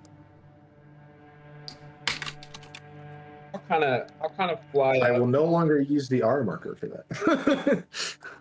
I gotta make a new token for random NPCs. But regardless, yes. I'll kind of fly up and I'll say, if you have no ill will towards us at the moment, I would say that we're friends. You look hurt. May I help you? Go ahead and make a persuasion check. I'll say it won't be at disadvantage this time because of Blandon's success earlier, but the DC is still going to be 20 here because they're still really frazzled. That's a 28. Holy shit. Okay. Hard. So yeah, despite them absolutely distrusting everything that they're saying currently, you see them just kind of I'll fly down slightly lower their and arm. reach out my massive hand, palm up. You see as they look at your hand and just go in common, just go, who are you? And they allow you to approach. If And actually, I'll say they add to that statement and they go, how did you find me? Yeah, go for it. if she puts her hand on mine, I will pump I'll give her a second level cure wounds. Okay. That's probably good enough, right? Okay. And I will just tell you 24. Fantastic. I'll tell you in this moment, just for because of those successful persuasion checks, you can tell she's in a state of neutrality. She definitely does not seem friendly to you yet, but seems to at least be like on an even playing field, just like, let me see what's going on here. Well, I can tell you what I know. I came out of that ring there, and then there was this portal that I can't go through because of the ring, and now here we are. That pretty much catches us up to speed. My name is Club of Billowing. Fantastic. She just kind of stands a little bit straighter thanks to the healing that you gave her, but still adopting a like semi-defensive pose, and just kind of goes. And the rest of us are Nico, Maggie, Blandon, Samuel, and Gaia. Oh, that's Nine Tails over there. There's, I don't know what else. There might be a giant dog or something. That's a spider corpse. We smote him. You're on Actually, it was Mundus. Maggie smote him. She gets the credit for that one. It was cool. As you say you're on Mundus, Kuuvalo, you watch as she shoots you a glance and her eyes go wide. She just goes, well, you're knowledgeable of the planes. What'd she say? Sorry. She said, looking at you, said, you're knowledgeable of the planes. I read.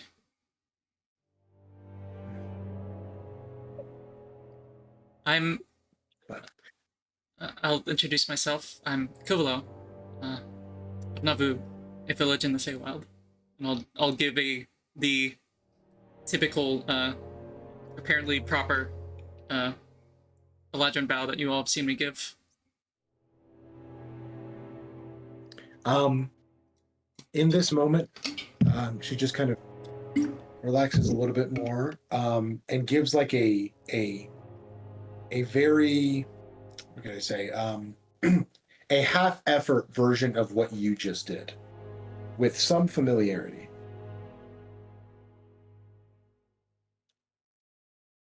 Speaks up and goes, I've spent some time in Fairy, so I'm familiar.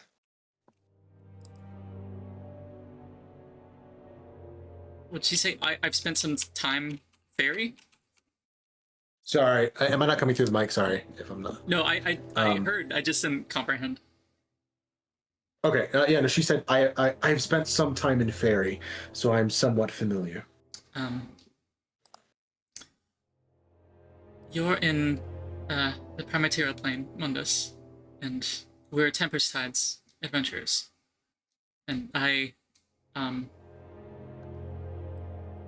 very curious about who you are and the head at your side, but first, do you know if we will continue to be pursued here? Or was this just handled? And I'll gesture blankly towards the head. I'll say she goes to speak again, and the head kind of cuts her off and just goes, wow, this is the most polite you have been since I met you. I cannot believe you right now, talking to these strangers like they're your friends, and you've been mistreating me. This just kind of muffles its voice again. And she just goes, my apologies. Still figuring out how this works. Well, I very much appreciate your help. If you could point me towards an exit, I would be happy to be on my way. Yes. Oh, Where-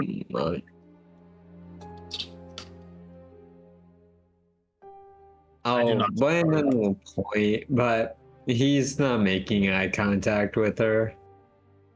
Okay. I'm gonna kind of fly up to where that spider came from earlier and see like how far up it goes. Sorry, say that one more time. Sorry, I was looking at a character sheet. That spider from earlier that came down and killed Gaia. Oh, they didn't kill her. I want to fly up and see where he came from. Oh, okay, you want to fly up and see where the web was? Yeah. Attached? Yeah. I mean, yeah, while the rest of this is happening, I'll see you fly up and you can see there is a piece of webbing that was attached to the ceiling and just that little thin line that led down to where it Any like appeared holes, out of crack, nowhere. passages. Not a single hole. No. I mean, I'll say there's destruction on the ceiling around the area, and you can see these fallen pillars. This place is trashed, destroyed, water damage everywhere. But from where this spider seemed to have come, nothing, no holes or anything of any kind. And I think you rolled. I'll just say you saw it. I'll say you saw it apparently appeared out of nowhere. It just appeared. Like you didn't see it come down from the ceiling. It just was there. We did ramble that it seemed to blink like one before. Oh, blink spiders.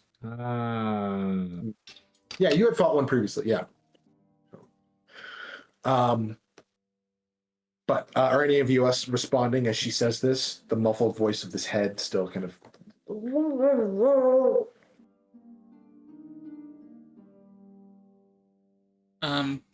I mean, I think I would look probably a bit guilty, look around to see if anybody else is gonna pipe up, and if nobody will, I'm just gonna turn back to her, shake my head. I'm afraid you might be stuck here for a bit.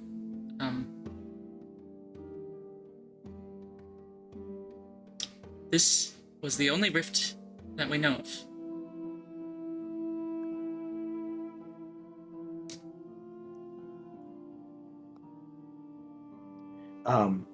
As you say that, she doesn't say anything, but just kind of make an insight check for me. It's an 11. 11. Yeah, you're not quite sure. But all I'll say is you don't get the reaction you expect from that statement. Like, you expect her to be like surprised or worried, but just still that neutral expression. Can I ask, that may not matter to her. Is this you describe this person having long ears? Would I like? They mentioned having been to the planet Fairy. Do I like? Can I intuit what sort of species? I'll also say another detail you would see now that you have a chance to kind of look at this individual a little closer. Their nostrils their nose, like where a nose is very flattened, and like so it almost looks like how a skull just has two the openings here for the nostrils very pushed up against their face. So like very gaunt, sharp features. Roll an Arcana check for me. I'll do that all day. This is a high DC. Yeah, this is a high DC. Unfortunately, I'll you're use my not... bardic inspiration. Okay. I really want to know. 17? 6. 17. I'll say you don't know you don't recall off the top of your head the name. But I'll say, given where you found this individual, the fact that they claim to have been to the land of Fairy, and picking up on the fact that they were unfazed, seemingly, by that previous statement, you get the sense this is, at the very least, a well-seasoned traveler of the multiverse. And there are only a handful of species that come to mind that are known to do this, but it could also just be an individual who is rather capable. But at the very least, you assume that this person is very capable of traveling through the plains. Okay.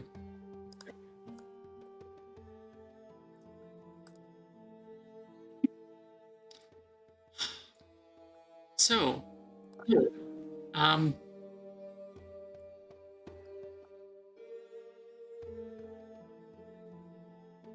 I don't usually have conversations where nobody's talking this long, where I need to talk to them and get information from them.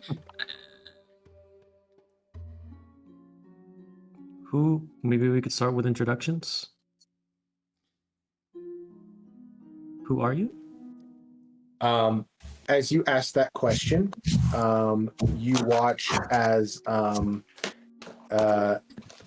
eyes glow brightly with like a bluish light, a light bluish light, and suddenly she's 40 feet away in the chamber, sprinting as fast as possible, sloshing through the water. And I'll say, as she's running, the head kind of bouncing against her leg, you hear shouting from this severed head, just goes, "My name is Costello, please save me from her!"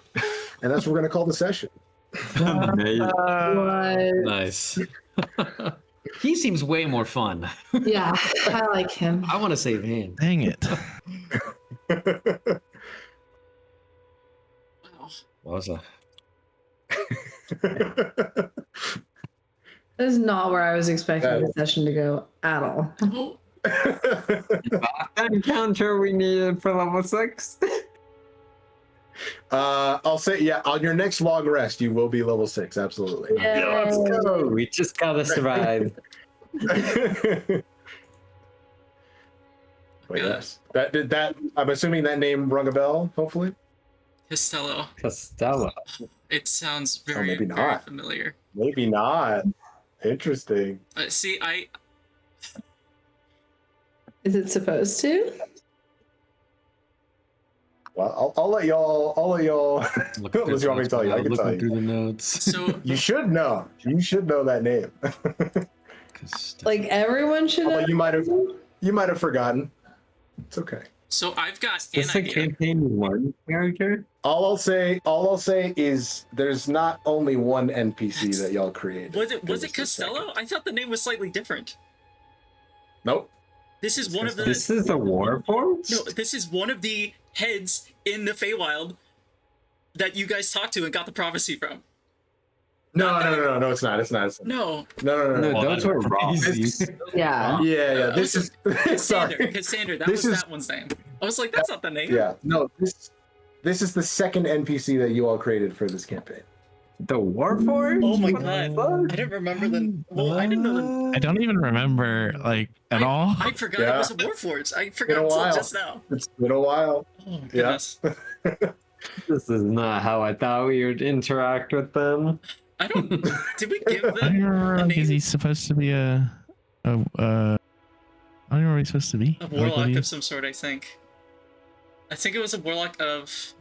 Who I knows? can't remember. Right now, he's a That's shrunken head.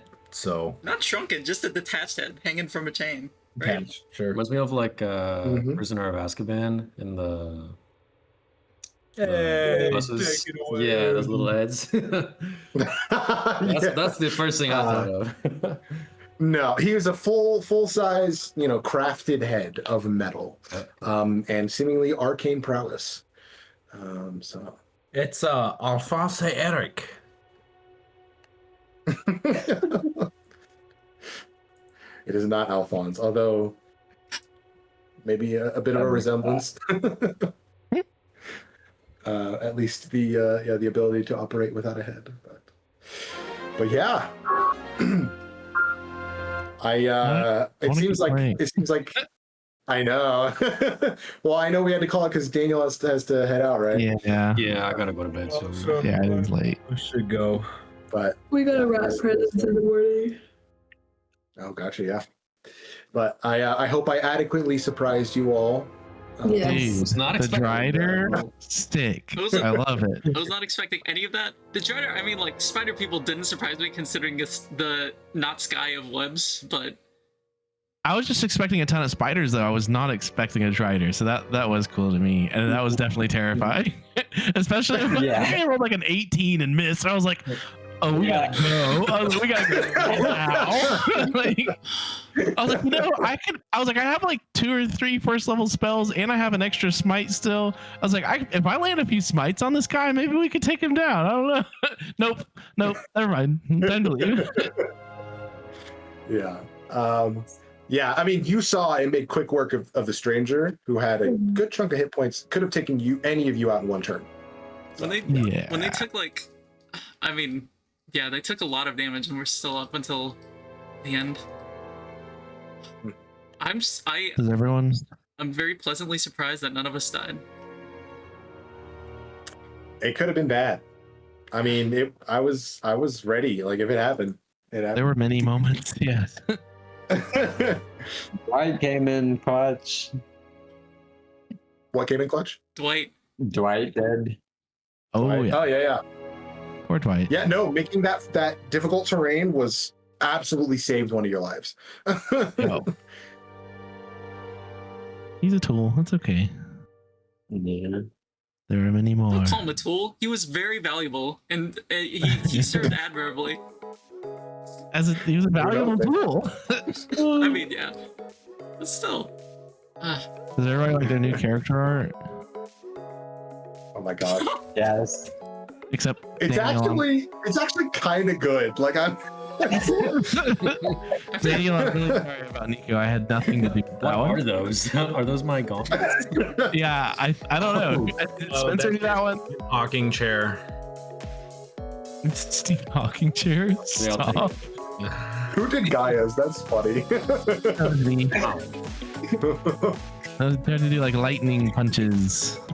That's the hands of these. And then I was like, oh, I should do legs. And I was like, oh, she could do like the splits because she's a monk and she's doing crazy stuff. Oh, those hands are supposed to be Samuel's, but he moved himself. Yeah, because that was dumb. What was that? Those are the gauntlets. Of course, he moved Those are your and then makes himself look the coolest. This should be Tails' gauntlets. This should be You have Tails' gauntlets. Tails body? Okay, yeah, there's Tails. There you go. He's got the Massive peeling hands to hold that giant What tome. happened to your gauntlets that you wear, dude? They're literally, that's it. They're just like black, like. But like, how is thumbs up supposed to be the gauntlets? They're just thumbs. They're just big gauntlets. They're just big gauntlets. They're That's slapping all it gauntlets, is. not punching gauntlets. Meanwhile, the gauntlets that you gave Nico are just like little crab claws or something. No, it's his His computer and screen. my It's his computer screen and his Oh keyboard. my gosh. He's not mute. It's his Stephen Hawking chair. He's just paralyzed. Oh my god, no. I'm not. I'm gonna have Road for you. Next weekend. How does next weekend look for us? I know it's all it's hard. Yeah. It's cool. I'm clear. We can probably do Well, Sunday. Yeah, I think I'm clear. I think I Sunday can do might be Sunday okay. night. Yeah, I think we could do Sunday. Okay. It would probably be starting around the same time. Maybe 6:30 at the latest, since I'll be driving back to Dallas that day. Okay. Yeah, we would. I mean, at least I have work that Monday, so Yeah. it would need to be Yeah. like a normal week Sunday of like starting a little earlier and kind of end around. Do you have work after that? No, you're still off, right, Brenna? Yeah, I'm off until I think. What are we off till the 5th, Spencer? That's all right. So, I mean, we can play a little later than 10, like maybe 11. Okay. Okay, yeah, I mean, that'd be a healthy session, yeah. Because we're going off of corporate boy work and not teacher. education Oh, work. I can get through a day. That'll be all right. Wait, so this would be I don't mind. the 28th? Is that what we're saying? 28. Yeah. 28, Starting what time? 6:30. 6:30. Okay, right. I know. Daniel, can you do that? Yeah, I can do that. Sweet. All right. Good night, guys. Yeah? Yeah. Right. We have to go to Christmas To the tomorrow. session. I'm gonna go to sleep. Bye. Bye. Yeah.